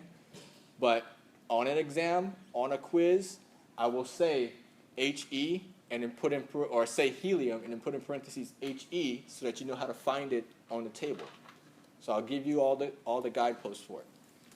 All right, so the things that define an element, that's the atomic number. So what that tells you is how many protons are in that nucleus. This is something that really does not change for an element. It's that number of protons. That's kind of its defining feature. The number of neutrons can change, and I'll tell you about that in a little bit. The number of electrons can change. That's where all the chemistry happens. But that defining feature, that's the atomic number. So when we look at our friend helium right here, He, its atomic number is 2. So that tells you that that atomic number tells you that there are 2 protons in its nucleus. So helium is up there at the top right of our periodic table. So that's helium. If I were to ask you, for example, then carbon, that's C, second row kind of towards the right side. So carbon has, what is its atomic number? 6. So how many protons does it have? 6. Now all of these elements on this table, all these atoms I told you are neutral. So if they're neutral, how many electrons does carbon have? 6. So the atomic number for a neutral element tells you both protons and the number of electrons, because they have to come to 0. You have 6 positives, 6 protons, 6 positives. To make it neutral, you need 6 electrons, or 6 negatives. So that's the atomic number. The other thing that's on here is your atomic mass. Now your atomic mass is your neutrons plus your protons. So this is kind of pretty much the only math I'll ask you to do for a while. So if you want to know the number of neutrons that a particular atom has, you take its atomic mass, which is that number on the bottom, and subtract it from the atomic number. And that'll tell you how many neutrons. Now for our purposes, we're just going to round. So for example, helium here, it says 4.003, so we're just going to say 4. So how many neutrons does helium have? 2. So we just take the atomic mass, so 4, subtract it from the atomic number, and we get 2. So that's how many neutrons. So let's go back to our friend carbon. What's the atomic number for carbon? 6. What's its atomic mass? 12. So how many protons? 6. How many electrons? How many neutrons? All right, so that one's easy. Let's go to my friend sodium. Sodium is Na, first column, third row. All right, so Na. What's its atomic number? 11. How many protons? How many protons? 11. How many electrons? 11. What's its atomic mass? 23. So we're going to round up. It says 22.989770. Yeah, that's too much. 23. So how many neutrons? 12. So we go 23 minus 11. That's most math I'm going to ask you guys to do for a while. Okay? But that's how you figure out. That's how you read this table. It's as easy as that. They'll tell you the number of electrons and protons based on that first number, that top one. That's your atomic number. You take the atomic mass, subtract it from the atomic number, that tells you how many neutrons. That is the basic information for every single element on this table. Sound good? All right, now we're going to use this information. All right.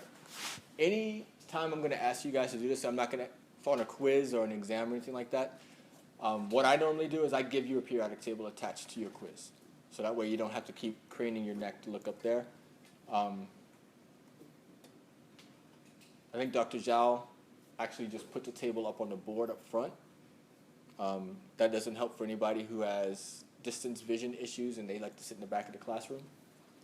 So I'll see if I can get him to just attach it to the quiz, because that's just the easiest thing. All right. So I told you that in an element, the protons really don't change. You're not going to change that. That's a defining feature of an atom. What can change are the neutrons. And if you start playing around with the neutrons, you're going to create what's called an isotope. So isotopes are an atom or an element that has an unnatural number of neutrons. If it has an unnatural number of neutrons, it becomes unstable. And if it's really unstable, it becomes radioactive. So you guys heard of carbon dating or radioisotope dating of fossils and rocks and things like that? They use what's called carbon-14. Our standard carbon that we just talked about is carbon-12. We call it carbon-12 because its atomic mass is 12. What do you think the atomic mass of carbon-14 is? 14. So it's in the name. So 14. Chemistry makes sense. So carbon-14. So if we take our friend carbon, which we know has an atomic number of 6, so we know it has 6 protons, but we're going to make it into an isotope. We're going to make it into the form of carbon-14. How many neutrons does carbon-14 have? Your math was 14 minus 8. Or sorry, I'm giving you an answer. 14 minus 6. That works when your mind just gets ahead of yourself. But you just take the new atomic mass, subtract it from its atomic number, which, like I said, does not change. Doesn't change. But because it has an unnatural number of neutrons, it's unstable. So it decays. And there's a nice little algorithm that you can use to measure the half-life. It's how long a decaying element is going to be around. So you can estimate the life or how old something is. So carbon dating is good for about 50,000 years. Beyond that, it gets really sketchy.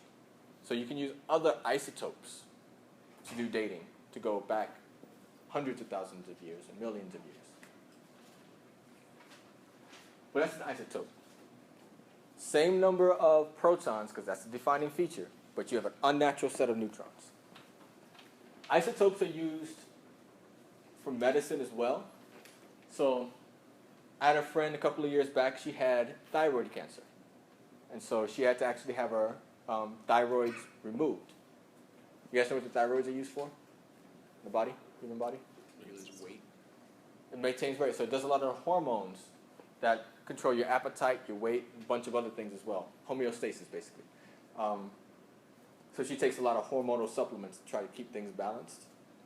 But, so they took out her thyroids because they were cancerous and they needed to go.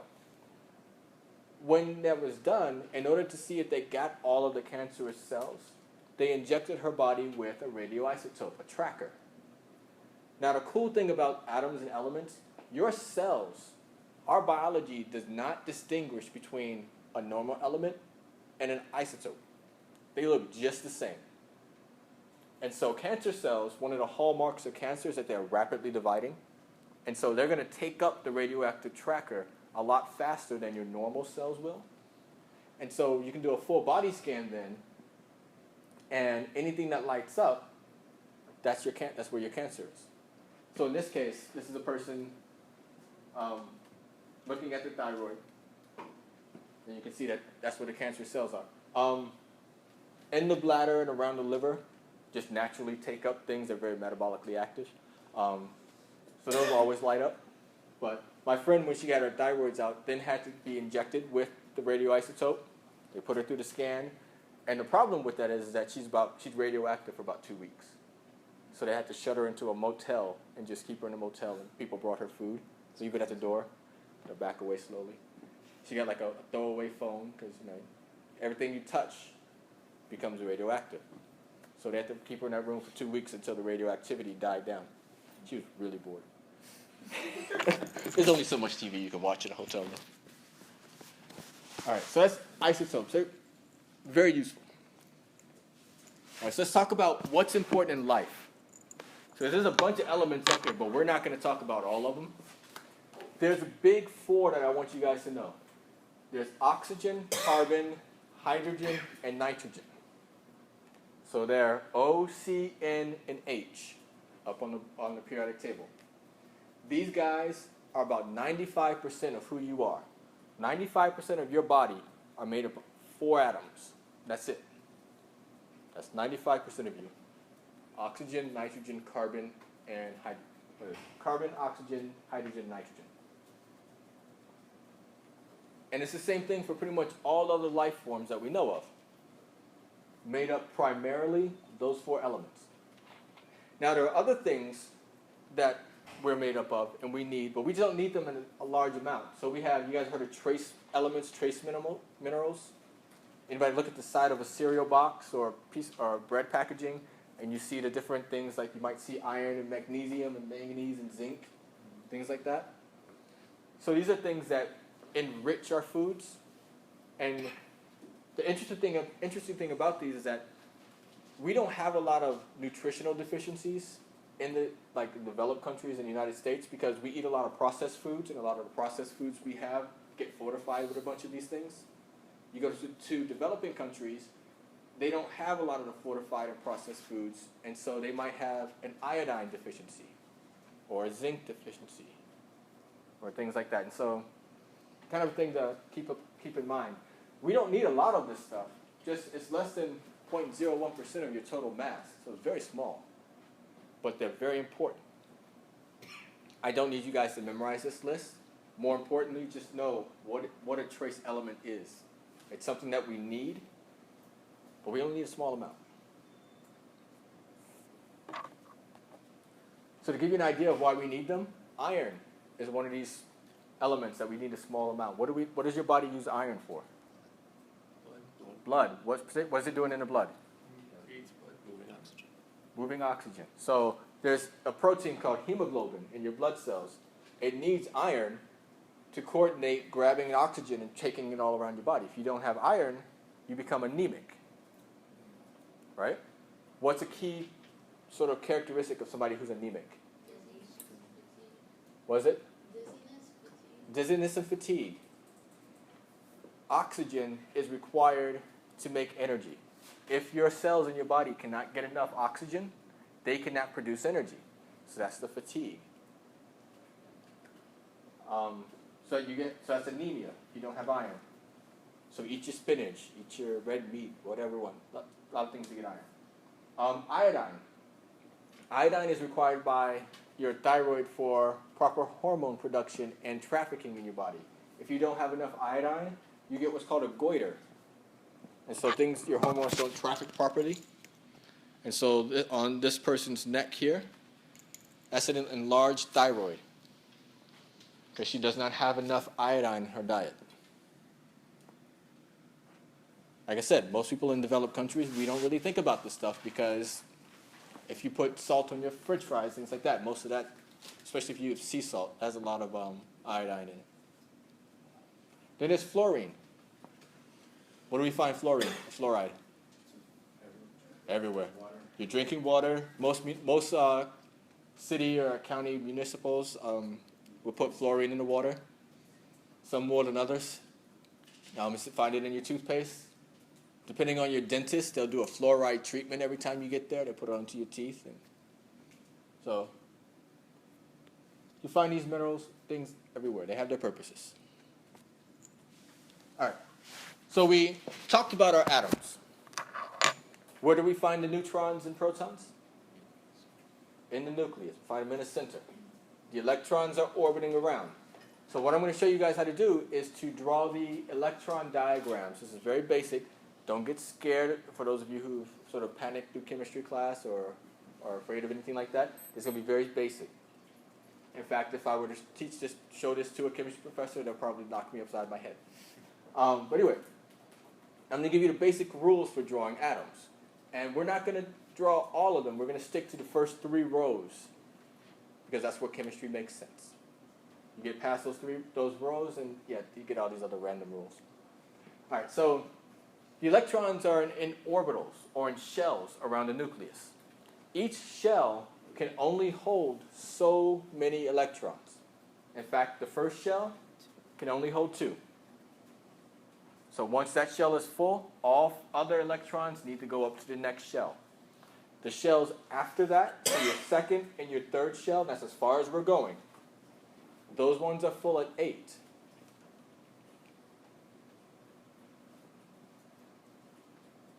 So what happens is that your atoms, and we'll see this as we start talking about bonding, your atoms want to be happy. Atoms are happy when they have full outer shells. All right? And all chemistry happens because atoms are trying to be happy.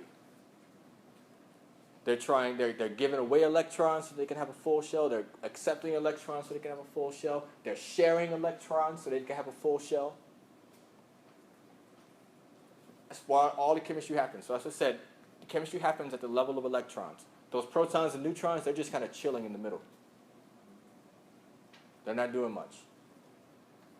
All the action happens with the electrons. And so that octet rule, we call it octet because the second and third, they're full with 8 electrons. So that's where our oct comes from, is 8. So when you draw these, I have some examples here. We start in the middle with boron. Boron is B. It's in the middle, second row. What is its atomic number? 5. So how many protons? 5. And it's a neutral atom. That's what we're drawing, is a neutral atom. So how many electrons? 5. So if you have 5 protons, you need 5 electrons to balance it out. I do not need you guys to draw protons in the middle. I'm going to assume at this point that you know that there are 5 of them in there. What I want you to do is just to put the letter B. Tell me what atom you're drawing. So that's what's there, letter B. And then you just start filling your shells. You start filling your shells with the electrons. So we put B in the middle there, and then you just draw a little circle around it, and that's going to be the first shell. How many electrons are we working with boron? 5. How many electrons go in the first shell? 2. So you just put them 1, 2. How many are left over? 3. And they go here. 1, 2, 3. You notice how they're kind of equally spaced around.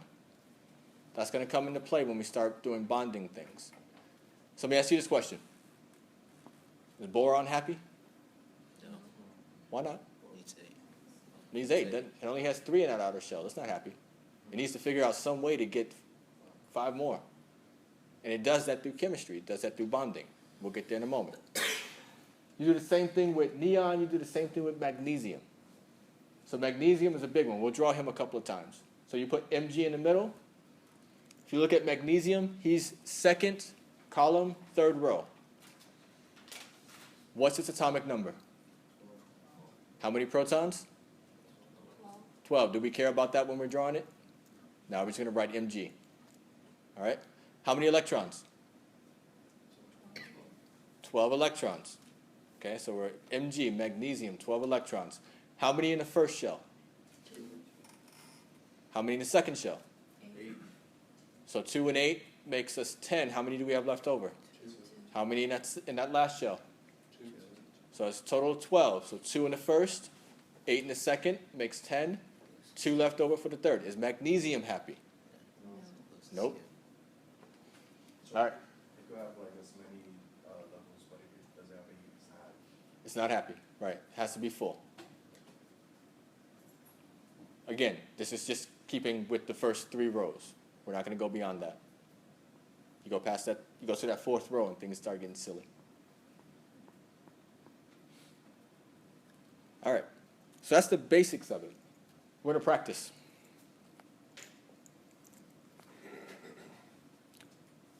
Can I get a volunteer? I'm going to tell you guys a secret. You want to volunteer early because the next subsequent examples get harder. So when I say you want to volunteer, you go, yeah, I got that one. I'll take the easy one. So she's got it right here. All right. So carbon's pretty straightforward. Oxygen's a little bit harder. Sodium's a little bit harder. Not impossible, and I'll definitely help you out. All right. So our friend carbon, second row, kind of in the middle. So we'll put C in the middle. No, we're talking about carbon. What's its atomic number? 6. All right, so let's do the first shell. I can't make circles. It's okay, don't worry about it. So we have 2 electrons. When you guys draw your electrons, just like she did here, make sure that they're noticeable. They're not, don't make little pin dots, things. That's really hard to grade. Big, bold electrons, okay? All right, so that's the first shell. First shell's full. So we go to the second shell. How many go into the second shell? 4. Okay, so now here's how I want you guys to draw your electrons. Think of your compass, north. You guys know your directions? North, east, south, west, right? You guys good? Start north, put 1 there. Put 1 at east, 1 south, 1 west. Now electrons roll in pairs. So if we were to put more on here, which whoever's going to volunteer next will do that. Once you've done north, east, south, and west, you start back up at north, and you give it its partner. Then it's done. Then you go to east, and you give it its partner. That's how you fill in your electrons. That's going to be important when we go into bonding. All right? But that's carbon. So that's how you do carbon. Put C in the middle. So you said that, so you put them next to the other one? Yep. Like You right wanna- next to it? Like right next to it. So if this was a larger atom, the next electron to be drawn would go right here, next to right next to north. You want the next one? I'll do it. All right. So that's carbon. Let me give you a full screen. We can do oxygen. Everybody have carbon down? All right. So oxygen is yours. Draw them in the middle. Oxygen is a little bit difficult because the O looks like a shell.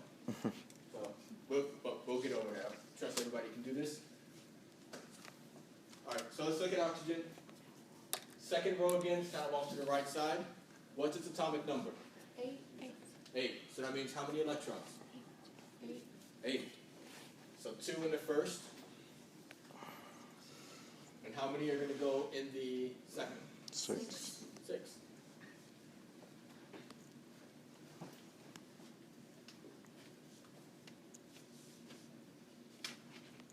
You can give them a little bit more resolution next to them, but all right. So that's 6 there, in that outer shell. Is oxygen happy? No. No. What does it want? 8. 2 more. It wants 2 more. So we're going to see that things like this that just need that 1 or 2 more. Sometimes they're going to reach out and share. They'll share a pair with somebody. I should draw a frowning face. All right. So that's oxygen. Who wants the big guy? Who wants sodium? He's not as big as magnesium, but he's almost there.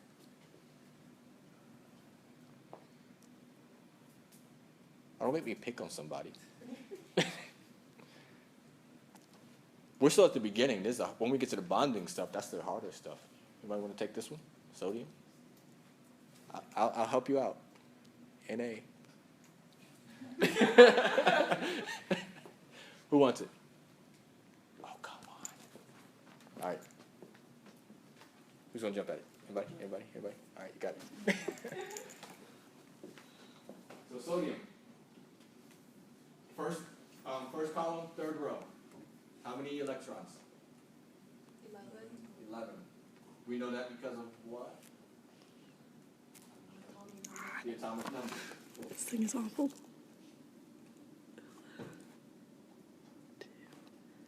So we have 2 to fill up the first shell.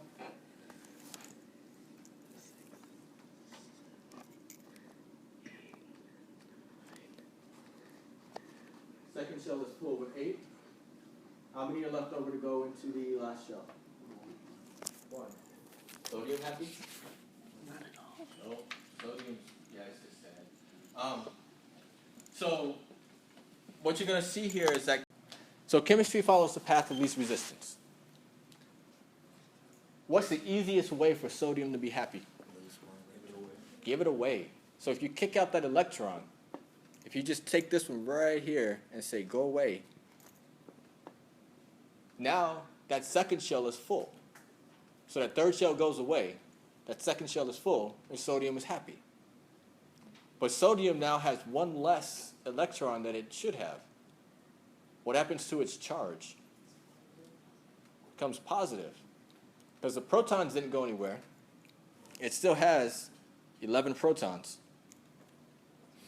But if it gets rid of this oxygen right, or gets rid of that electron right there, it's down 1, gets to 10 electrons. So we have a net charge. So we say sodium in that case would be positive if it does that. That's going to be important because we're going to talk about ionic bonds. But remember, chemistry is going to follow the path of least resistance. It's most energetically favorable. So when we talk about these chemical bonds, their whole goal is to be happy. The technical term is that they're gaining greater stability. Yeah, they want to be happy. Okay, so they want that full outer shell. So atoms can share electrons. They can say, hey, buddy, you take this one for a little while, and then I'll take that one for a little while. And they can be happy. They share. It's a nice little relationship. They can give up or accept, or donate or accept. So that's what we just saw with sodium. Path of least resistance for sodium is to say, can somebody please take this electron? And that's the thing. Somebody has to accept it. It can't just kick it out. It doesn't just kick it out to the wild. The ones that already have a full outer shell, these guys are kind of boring. They don't do anything chemistry because they don't have to. They're happy in their own right. We call these guys the noble gases. So those are those guys on the right side over there. Helium, neon, argon, krypton, xenon. Those guys are the noble gases. They are non-reactive. They don't do anything. So the reason for that, so if we take helium, for example, that's top right. How many electrons does helium have? 2. 1, 2. Is he happy? Yep, doesn't care about anybody else. That's it. What about neon? What's neon's atomic number? 10. So how many in the first shell? How many in the second shell?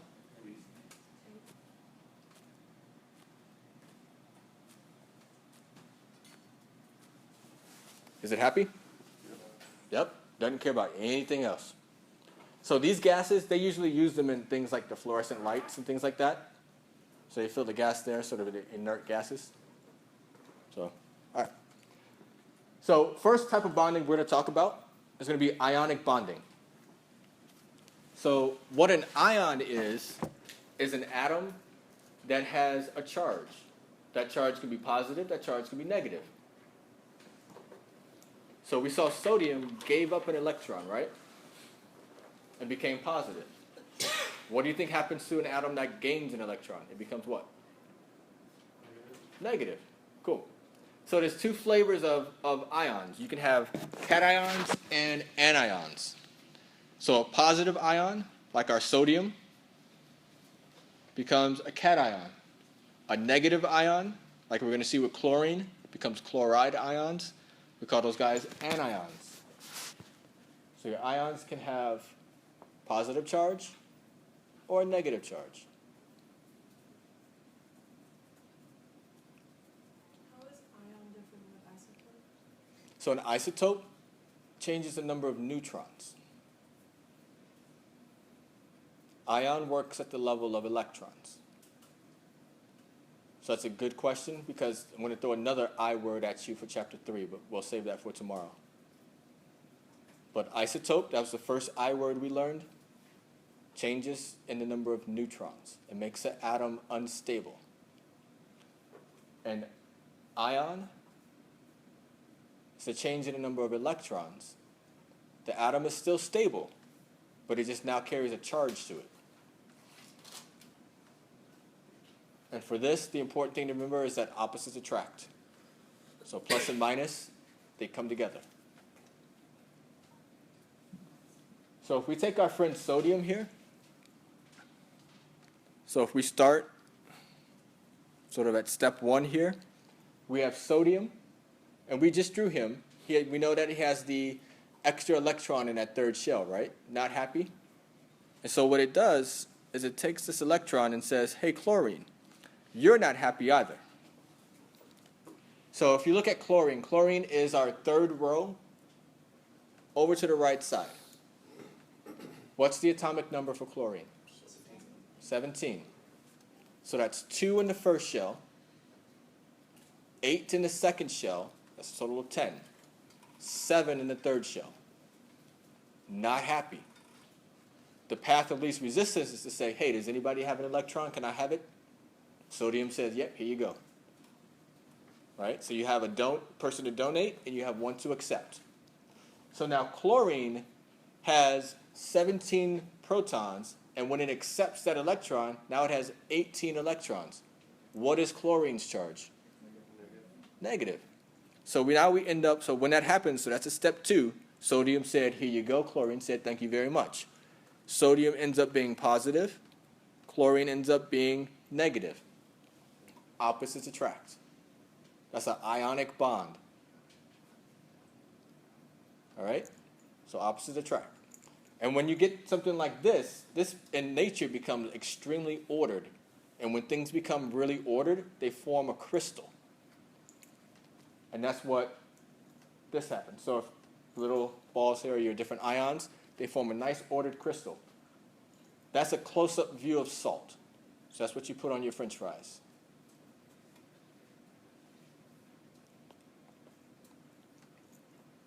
That stuff. All right, so that's how ionic bonds work. Go ahead and draw some. Now, when you're drawing ionic bonds, what you are drawing are things that we call them salts. So sodium chloride is a salt. Lithium chloride is a salt. Sodium fluoride is a salt. Magnesium chloride is a salt. If you notice with all of these names, they end in "ide."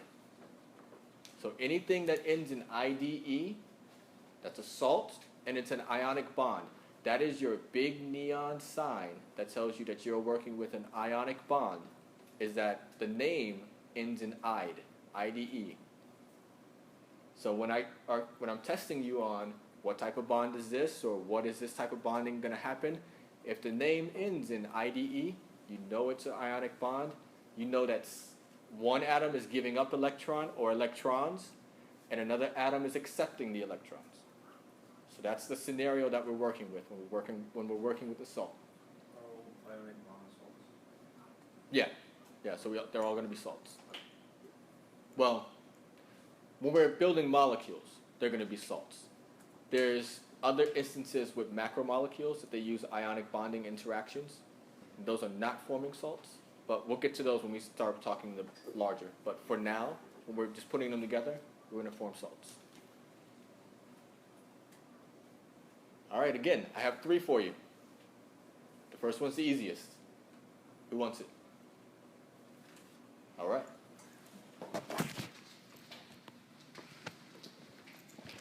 So for these, draw them in the middle.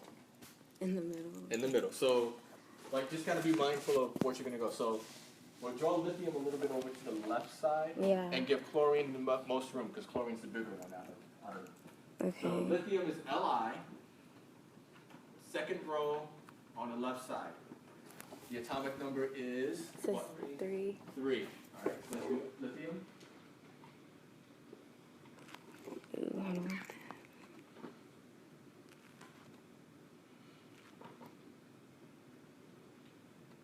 Now I'm going to pause you there. I want you guys to be mindful of what you're going to do. So if you're going to draw salt, you know that somebody's going to give up something. We know that lithium's going to give it up. We can kind of predict that. So don't put the third electron over here. Mm-hmm. Put it over here. Okay. Make your lives easy. All right. So the basic question is lithium happy? No. Nope. All right. So we know lithium's going to be paired with chlorine because it's in the name, lithium chloride. Let's go and draw chlorine. Chlorine is Cl, third row, over on the right side. So give yourself lots of room because you're going to draw 3 orbitals.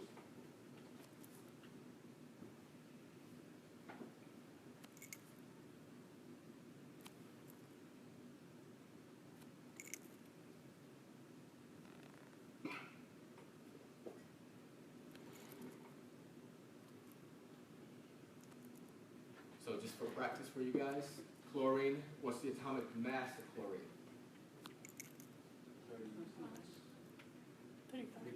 35. So it's 34.4, so we round that one down.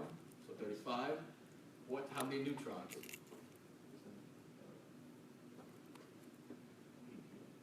18. So 35 minus 17. 18. Wait, should I put it right? Oh, wait, no, that's the next one. Okay, I got it. No, you're good so far. Okay, yeah.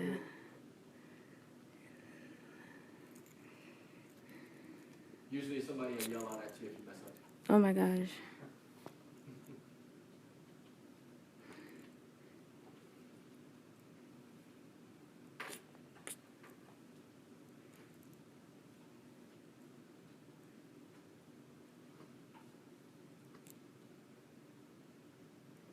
All right.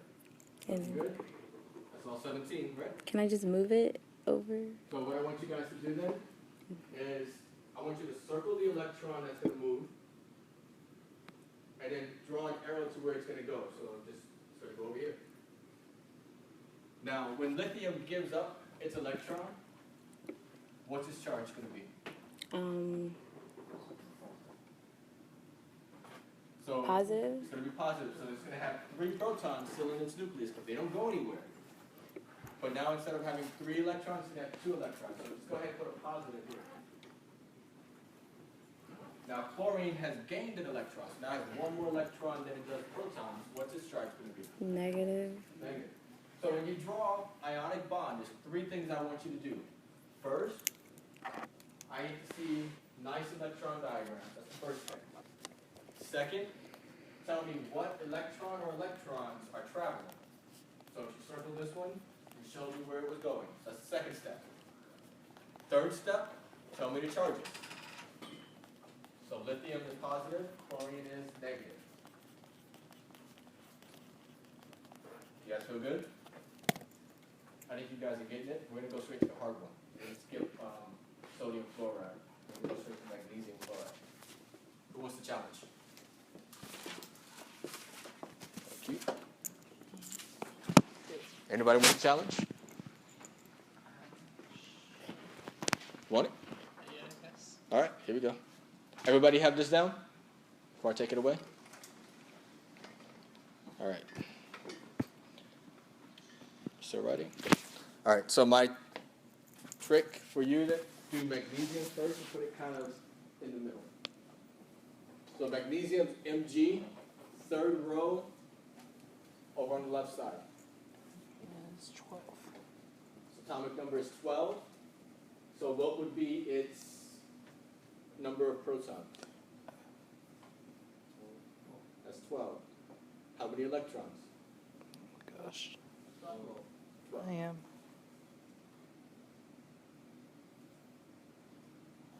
Its atomic mass is 24. So how many neutrons? 12. 12. So this is a nice, easy, nice math. All right, so how many electrons in the first shell? 2. How many go in the second? 18. Okay.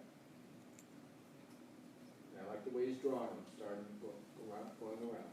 That's good. How many are in the third shell? 2. Is it happy? Nope.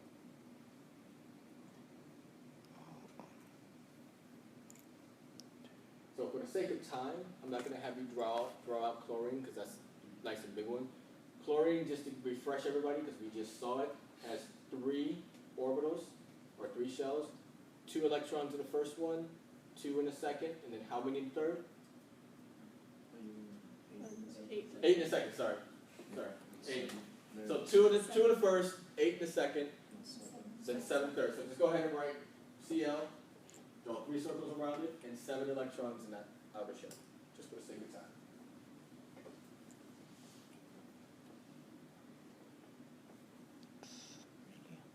And 7? Yep. So I think I already answered. Magnesium happy? What's the path of least resistance to make magnesium happy? Lose 2. That is 4, 5, How are we doing with chlorine here? 6, 7. There we go. How many electrons can chlorine have? One more. Except 1, right? So chlorine can take 1. So go ahead and let's circle this one right here. Oh, should I? That works too. Alright, so we circle that one, draw an arrow that way. Is that chlorine happy? The chlorine 7. Chlorine's happy? Chlorine's happy. It has 8 now. What's this chlorine's charge? Negative, so make them negative. Is that magnesium happy? No. Why not? It gave away an electron.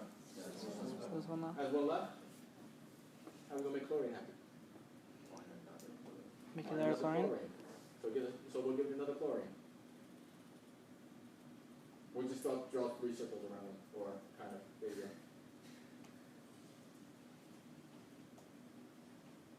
That goes that way. That's beautiful. Alright, so what's the charge of that chlorine? It's also negative. That's going to be negative. What about our magnesium up there? Positive what? Positive 2. Positive 2. Because you have to balance. So you can do plus plus, I like that, I'll take that. Or you can do plus 2, either way. So in this case, sometimes, you need more than 1 extra player to make everybody happy. So in this case, magnesium needs 2 chlorines to donate to. So if we were to write this out, we would actually write out MgCl with a little subscript 2 to indicate that he needs 2 chlorines. But again, this is an ionic bonding. They'll come together, they'd form a salt. Nice little crystals. Everybody good? Yeah. How come helium only needs 2 to be happy instead of 8? Because that first shell can only fit 2. And so it's so the octet rule, it says it's called the octet rule because most of those shells need 8. The only exception is that first one. Helium and hydrogen. Well, hydrogen's not happy. Yeah. Because hydrogen, if we look at hydrogen, The things in the far right are happy. The things in the far left. right. So if we look at our hydrogen, that's H. He's top left. Only has 1. So he's not happy. So he's going to actually form what we call covalent bonds, and that's what we're going to talk about next. All right, so covalent bonds. So an ionic bond, this is when sodium said, you know what, I have 1 extra, please take it. Magnesium said, hey, I got 2 extras, just take them. And they find partners to take them. And then opposites attract. So you got a positive sodium and a negative chlorine, and they come together and they form table salt. Covalent bonds, this is where they don't necessarily just want to give up something or take it. They share. So covalent bonds, because they're sharing, and they share pairs. Remember I told you electrons roll in pairs? So you share pairs. And the way the sharing works is that there's 1 electron. In this case, we'll talk about water. So good old H2O, that's this guy over here on the left. We'll have hydrogen with its 1 electron, and oxygen. It'll take 1 of its electrons, and it'll pair them up. So sometimes that pair will spend time over with the hydrogen to make it happy. sometimes that hydrogen electron will spend time with the oxygen to make it happy. Now this is a really tight bond. Anybody get a new phone recently? A new phone? What'd you get? iPhone 7. So if your best friend came up to you and said, hey, can I borrow that from you? I'm just going to check something out. And they start to walk away. You going to let them get too far? No. That's a covalent bond. I love you and all, but where you going? It's a tight bond. You're not going too far. Okay? So covalent bonds, once they form, it takes a lot of energy to break that bond. It's going to take a lot to make you lose sight of that iPhone. All right? So that's what's going on here is that I'll let you share it, but you don't give it back. And I have yours. I know. I'll give it back. So nice sharing. And all that to be happy. So that sharing lets them be happy. So there's two flavors of covalent bonds. Just like there's all different types of relationships. So you have polar and nonpolar covalent bonds. A nonpolar covalent bond, this is a relationship of equals. Nobody's a giver, nobody's a taker. Everything is nice and balanced, 50-50. Okay? They say, okay, you have that for half the time, I'll have it for half the time. No problem. Everybody's seen relationships or been in relationships that aren't equal, where somebody's kind of greedy. We get a polar bond. This is where one of the atoms is like, I need that electron, and I'm going to hold on to it. I know you need it, but it's mine. I'm going to keep it a little bit to myself. Kind of greedy. We call that a polar bond. Water's kind of that way. Oxygen is real greedy. It's a big bully, electron bully. Holds on to those electrons. And any atom in a molecule that kind of holds on to an electron a little bit longer, it becomes a little bit partially negative. Right? You think of a greedy person, you don't really think of them in a very positive light, do you? Right? So that electron greedy atom becomes a little bit negative because they're holding on to those electrons a little bit more. And then by default, the other side of the molecule is going to be partially positive. Now, we're not talking about full charges. With sodium and chlorine, it was a full electron that they gave up or accepted. So that was a full charge. These guys, we draw this little funky Greek symbol right here. And it's a partial charge, a partial positive, a partial negative. Some atoms, like if you get two oxygens to share, those guys are equals. They're the same size, equal strength. And so those electrons are going to spend equal amount of times around each atom. Non-polar. Another way to think of the poles, you guys think, magnets. Everybody play with magnets, has a north pole and a south pole. Or you've seen a battery, has a positive pole and a negative pole. That's what we're talking about. It's just different charges on either side. So some atoms have poles, positive and negative, or some molecules have poles, like water. Some don't have poles, and they kind of distribute everything around. So we'll practice with these guys. What makes an atom greedy is how many protons it has in its nucleus compared to its partner atom. So if we look at oxygen, second row, kind of over on the right, what's its atomic number? 8. How many protons are in its nucleus? 8. You look at hydrogen, how many protons are in its nucleus? 1. So which one has more of a positive internal pull to it? Oxygen. But oxygen has more positive charge, so it's going to be more attractive to the electrons. So those electrons are going to spend more time around that oxygen than they will the hydrogens. That's why we call oxygen is very electron greedy. So the further you move to the right on this table, the more greedy the atoms get, the more electrons they have. Same thing moving down. The further down you go, the more electron greedy those atoms get. Just because they have no more protons. That's it. The big thing. Opposites attract. All right, so we're going to draw some of these guys. I'm going to draw methane for you, and then we'll get somebody to draw water and oxygen. All right, so we're going to draw methane. It's carbon with attached to 4 hydrogens. So carbon, second row, what's its atomic number? 6. How many in the first shell? 2. How many in that second one?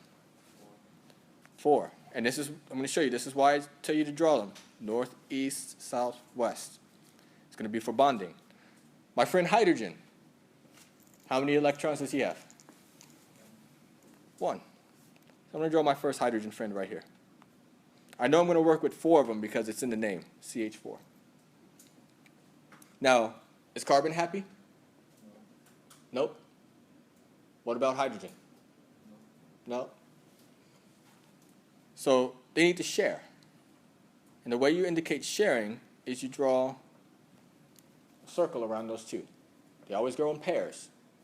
So what that means is that those 2 electrons, sometimes they're going to spend a little bit of time around the hydrogen, make the hydrogen happy. They're going to spend a little time around the carbon to make the carbon happy. And you just do that 3 more times.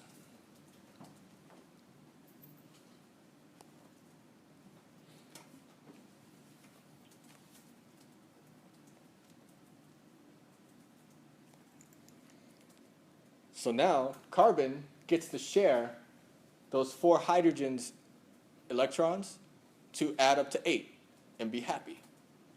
Those hydrogens get to borrow one of the electrons from the carbon, have it around itself, so sometimes it can have 2, and now it's happy. But again, those are, what is it, 2, 4, 6, 8 iPhone 7s being shared.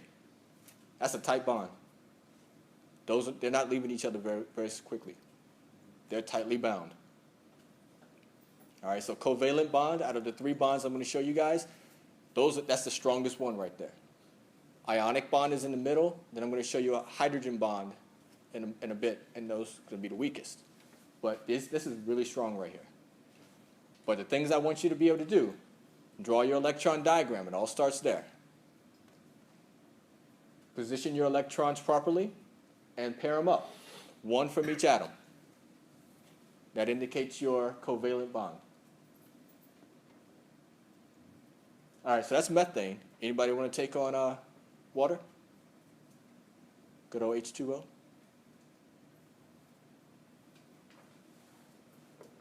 Anybody?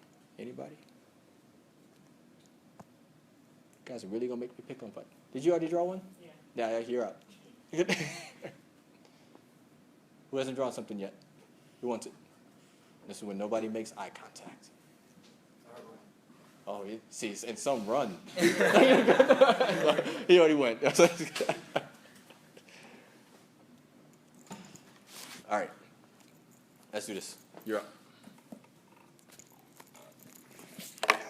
So the trick here, put oxygen in the middle. So oxygen, what's its atomic number? You guys should be 8. kind of used to them by now. 8.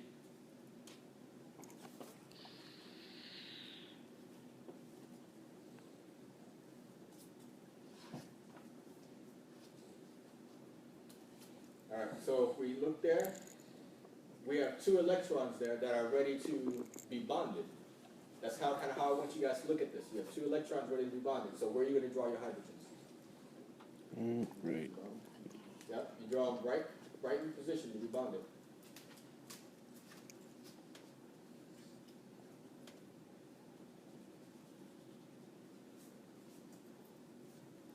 All right, now it's H2O. That's how you draw water. Now when we look at this, like you said, this is a polar covalent bond because oxygen is greedy. Oxygen has 8 protons sitting right here in the middle here. 8 protons. So these electrons, even though they initially belong to these hydrogens, they're going to say, you know, it's nice, but, you know, I feel the pull over here. And they're going to go on over and spend more time with the oxygen. So this oxygen is going to have a partial negative charge on this side. And then on this side where the hydrogens are, it's going to have a partial positive side. So that's your pole. You have a positive and a negative pole. Makes it a polar covalent bond. Pretty good. Thank you. Any questions on water? Pretty straightforward, right? All right, who wants to do oxygen?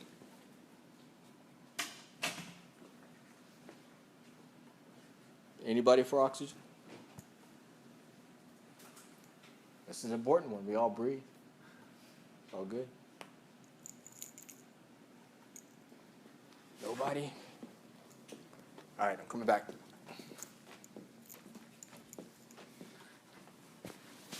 Thank you.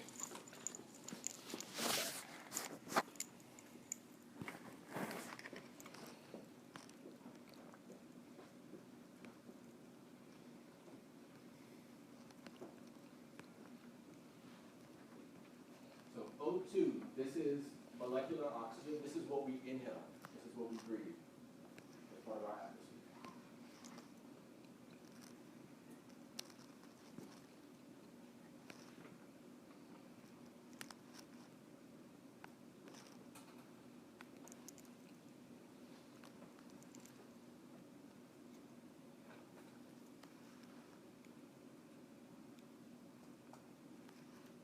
All right, so, hold on. What's our thing for oxygen? 8. 8? Oh, we got We 6, have sorry. one too many. Yeah, I got the extra. Sorry. Let's go ahead and put a, yeah, that's first. That's one electron. All right, so how many electrons does that oxygen need to be happy? 2. It needs 2 more. What conveniently needs 2 more also? Another oxygen. Another oxygen. So if you drew another oxygen right here, or position its 2 free electrons that they're facing this side, that's kind of what I want you to work out.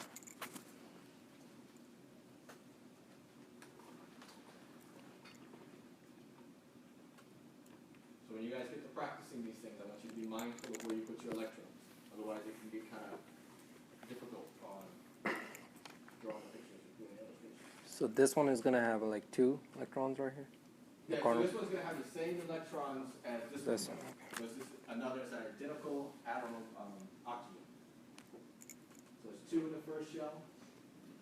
And then when you draw this one, just imagine that it's also going to have 2 free electrons ready to make a bond. Okay. Make sure you position them so that they can easily bond to the other oxygen.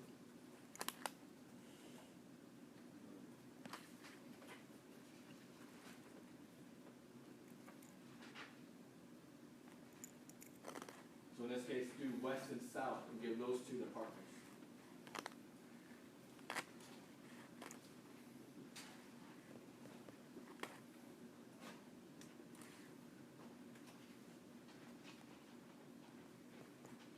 That works too. All right, so what you're going to do then is you're going to draw a circle around this one, that one. So that indicates a pair. And then for the other one. So what this shows you is that oxygen is bound to another oxygen, but with a double covalent bond. So you can have single bonds, you can have double bonds, you can have triple bonds. So the nitrogen in the air that we breathe as part of our atmosphere are 2 nitrogen atoms are joined together with a triple bond. Is that polar or non-polar? Why? Because they're sharing equally. Yep, this is your 50-50 relationship. Nobody's being a bully here. Nobody's giving more than they're, or taking more. Both of these guys have 8 protons in their nucleus, so they're the same size, same strength. There's no positive side, no negative side. So this is a non-polar covalent bond. As opposed to water, where oxygen is the big bully.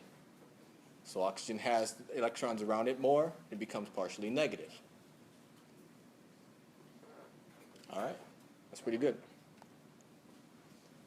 All right, so just to see if we can tie this all together, all 4 of these atoms, you guys remember this is our big 4, right? This is 95% of us. So these 4 right here can make covalent bonds. How many covalent bonds can hydrogen make? How many electrons are in its shell? 1. How many more does it need to be happy? So how many bonds can it make? 1. What about oxygen? 2. That can make 2 bonds because it has these 2 electrons right here just sitting and waiting. What about nitrogen? You guys got the pattern by now, huh? And carbon? 4. And it's all about how many electrons does it have just sitting and waiting for a partner. That tells you how many bonds it can make. Sound good? Those are the four we're going to primarily work with when we start building molecules and looking at things. These guys are, especially carbon. Carbon's that big, nice building block because it can actually branch in four ways, and it gives nature a lot of variety. All right. So our third type of bonding, so we did ionic, and that's where, opposites attract, full charges. We did covalent, which is that sharing. And now we're going to do hydrogen, even partial opposites attract. So hydrogen bonding is really big, especially with water. So with water, you have the oxygen up here, or in the middle here, which has a slight negative charge. And then the hydrogens here have a slight positive charge. Opposites attract. So we call this hydrogen bonding when the partial positives and partial negatives come together. We call it hydrogen bonding primarily because it typically involves a hydrogen. So this is a really cool type of bonding. It is involved in a lot of biology, a lot of nature. But it's hydrogen bond. So we don't, since it's not a sharing, we don't draw circles around electrons. It's not a donating, so we're not showing the path of an electron moving from one place to another.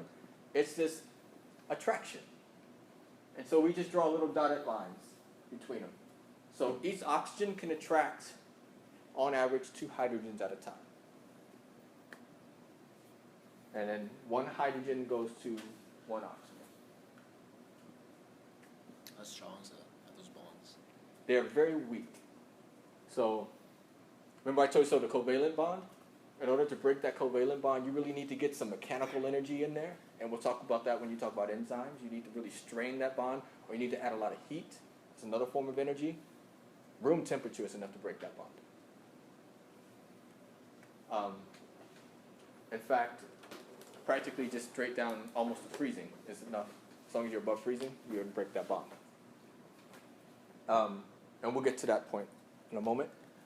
All right, so hydrogen bonds.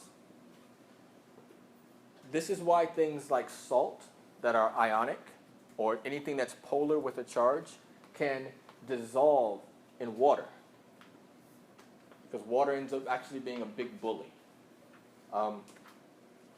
Anything that can dissolve in water, we call it hydrophilic, which should really be on this slide. So hydrophilic. All right, hydro is for water, philic is for love. So things that are water loving. Anything that's nonpolar, that doesn't have a charge, or isn't ionic, it's nonpolar. These things are hydrophobic, so they do not mix with water. So what's a very common thing that we know that does not mix with water? Oil, right. So oils are hydrophobic, and we'll learn that in chapter 3. They're made up of, they're lipids. They're nonpolar molecules. They do not mix with water.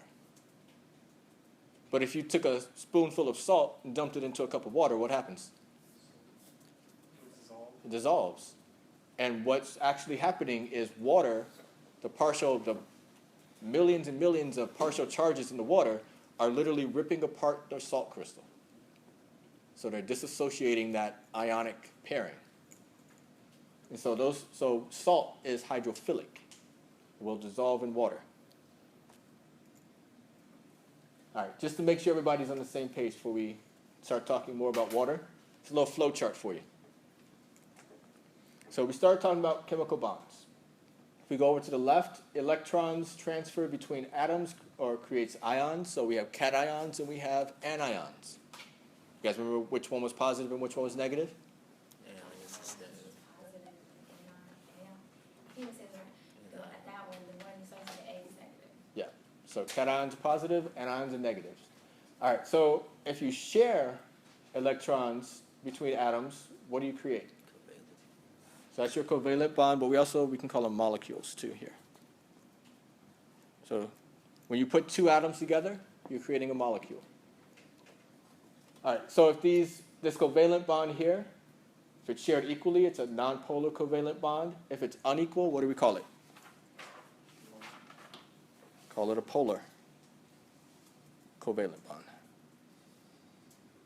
All right, going to work down this way. We have our two water molecules together. They can partially attract each other. That's called what? What type of bond? Hydrogen. That's your hydrogen bond. All right, let's go to the left side of this table. Ions that attract each other, they create what? What is it? So those are your ionic bonds. And sodium and chlorine come together, they form a what? A salt. There you go. So sodium chloride, so they form a salt, which is an ionic bond. That's kind of the summary of what we just all talked about in those three types of bonds.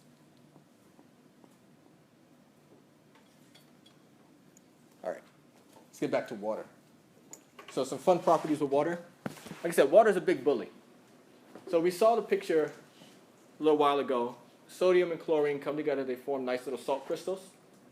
If you put a spoonful of salt into water, it dissolves. That's because chlorine is negative, so all those partially charged hydrogens gang up on it, and they pull off the chloride ions. They just rip them off. Same thing for the sodium. The partially charged oxygens, positively charged oxygens, the negatively charged oxygens go and attack the positive sodium ions and just rip them off the crystals. And you start picking off those ions, the crystal just dissolves. That's why when you put the salt in the water, it goes right into solution. So same thing happens with sugar. Sugars are polar. They dissolve. You put, that's why when you put oil in water, what happens? What does it do? Stays kind of afloat, kind of mostly, stay on top. Some depending on oil, it might sink, but it kind of makes these little bubbles, these globules called micelles, right?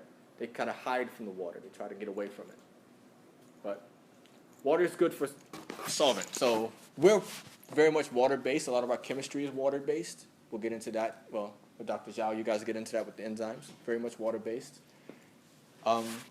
Ice is kind of a fun one. So we have, some of you guys have a water bottle. All right, you have a water bottle. Can you hold up your water bottle?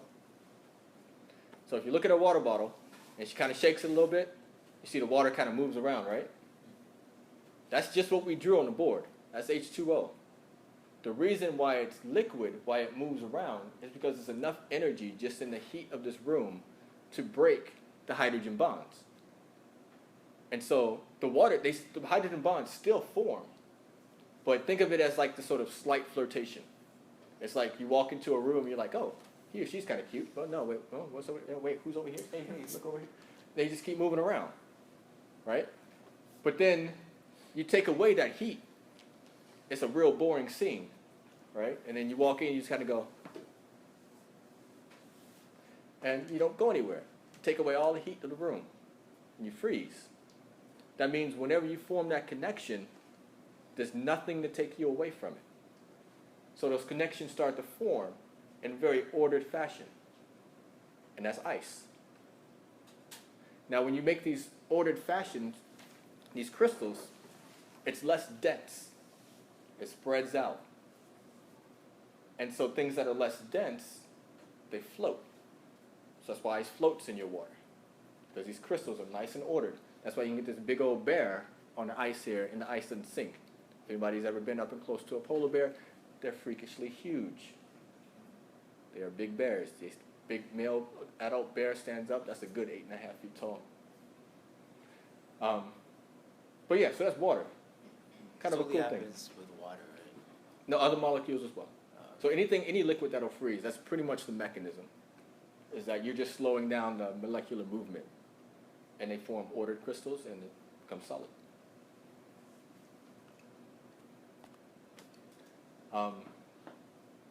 You guys ever kind of like throw water on a wall or see water on a windshield or something as you drive, and it kind of sticks to the windshield?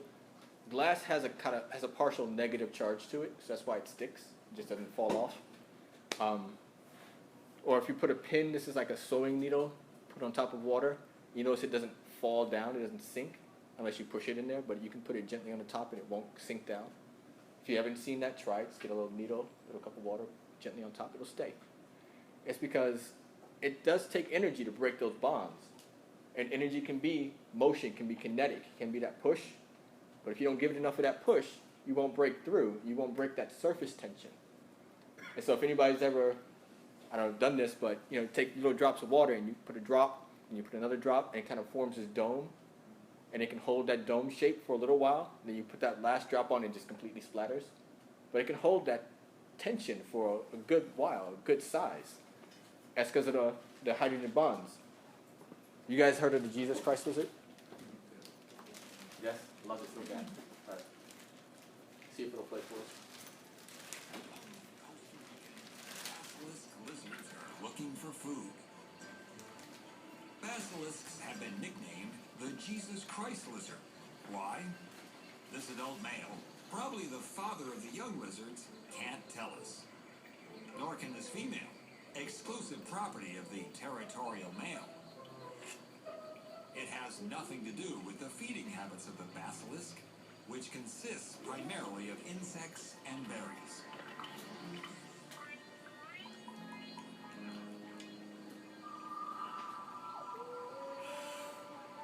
This predatory reptile will help reveal the secret as it stalks the young basilisk.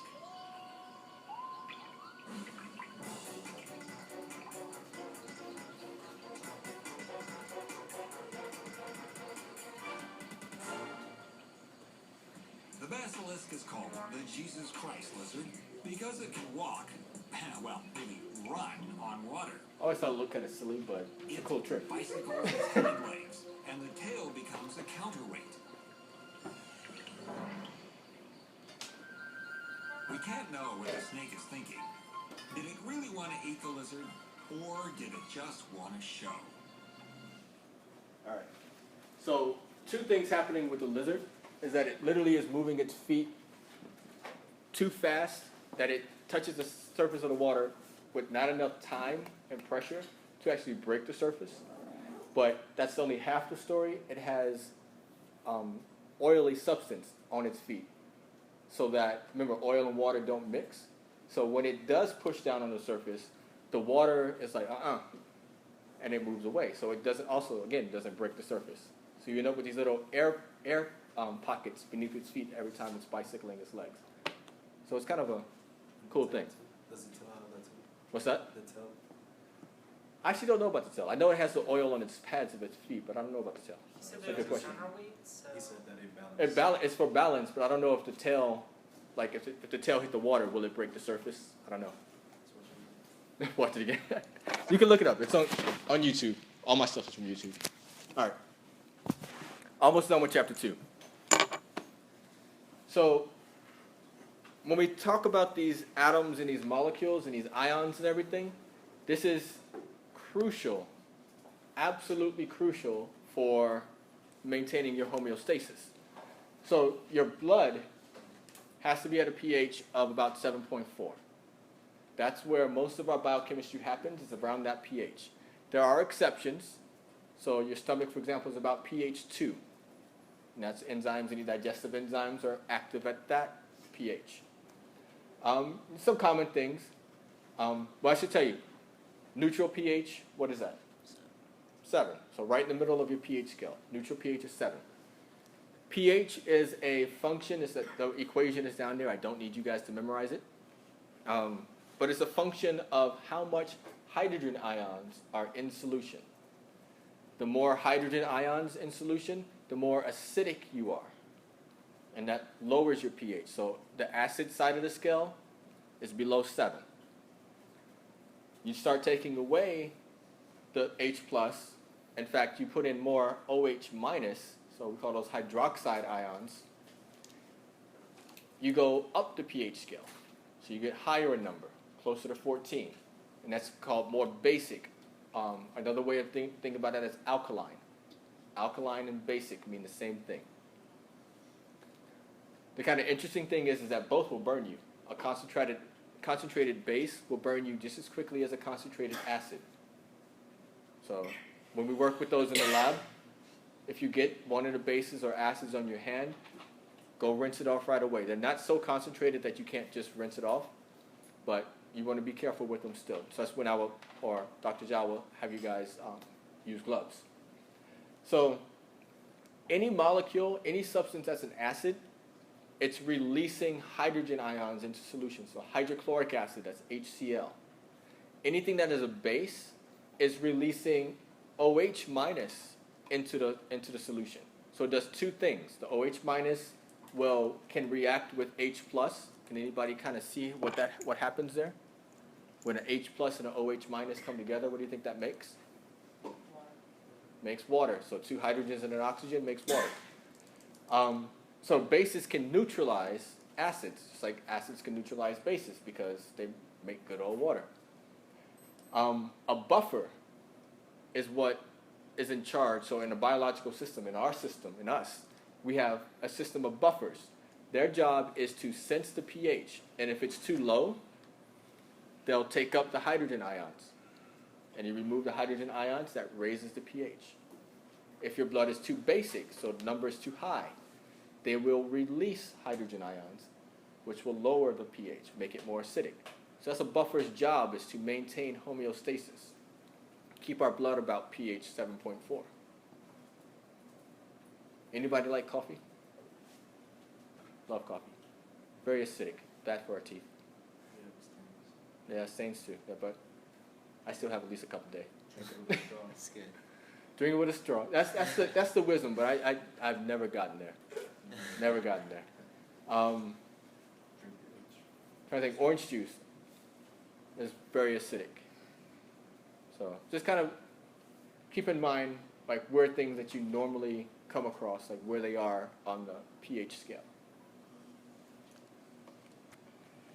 Question. Yes. Is urine acids because it's a mix of the water and the gastric acid? Ammonia. So ammonia is more basic. And so that raises the pH a little bit. But yeah, there'll be a lot of ammonia in your urine. But again, it depends on what you've eaten and drinking in a day. Some people will fluctuate a little bit. Let's see. All right, so pH does a lot for you. So pH will, when we start talking about the larger, the macromolecules, the pH will affect which atoms are positive and which atoms are negative. And that affects attractions. And so if you have a protein structure, which we'll talk about a little bit later, you have a protein structure.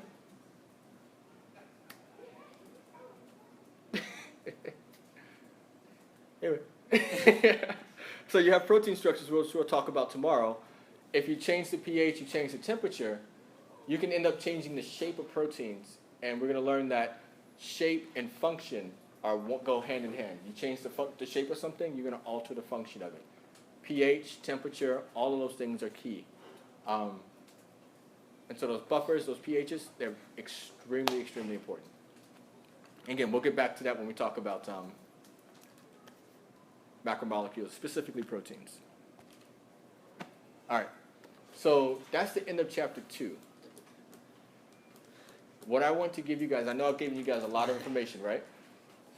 I'm going to tell you this. The beginning stuff is a little bit more dense and involved than the latter half of the material. So kind of keep that in mind. But we went through atoms. We went through 3 types of bonding. We talked a little bit about water. Water is going to be pervasive in this whole course. So we'll talk about water in a few other contexts as well. Tomorrow, what we're going to end up doing is we're going to put together a lot of what we had in chapter 2. We're going to build 4 major macromolecules of life. We're going to build the carbohydrates. Everybody heard of carbs? Lipids, which would be like your fats and oils. Proteins, which pretty much make up a lot of who we are and do us the work in our body. And nucleic acids. Think of our DNA, our genetic blueprint. So what I want you guys to do, I have this worksheet for you guys. I want you guys to work on this right now. You can. How many of you guys know somebody in the room already?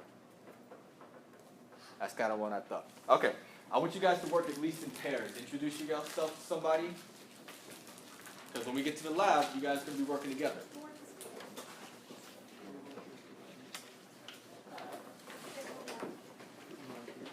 Yeah, so there's not going to be a lab today. Initially, I was going to take you guys to the computer lab, and we're going to work through some of the Connect, the online material stuff. But again, I don't want you guys to get started with that until Dr. Zhao gives you the green light for that. So what I want you guys to do is introduce yourself, work at least in pairs, and just kind of work through this. This is kind of a summary of chapter 2. Are we down one more?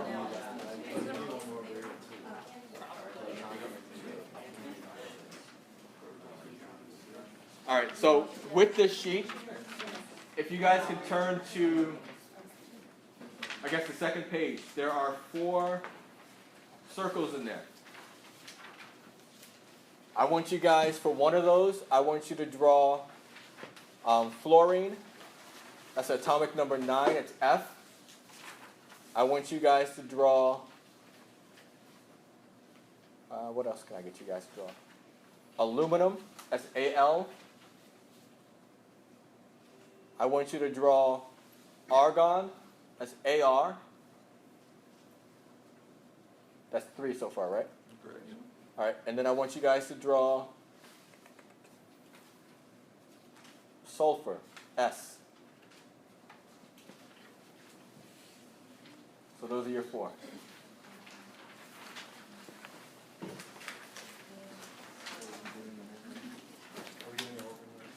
I'm sorry? Do the whole thing, yeah, go for it.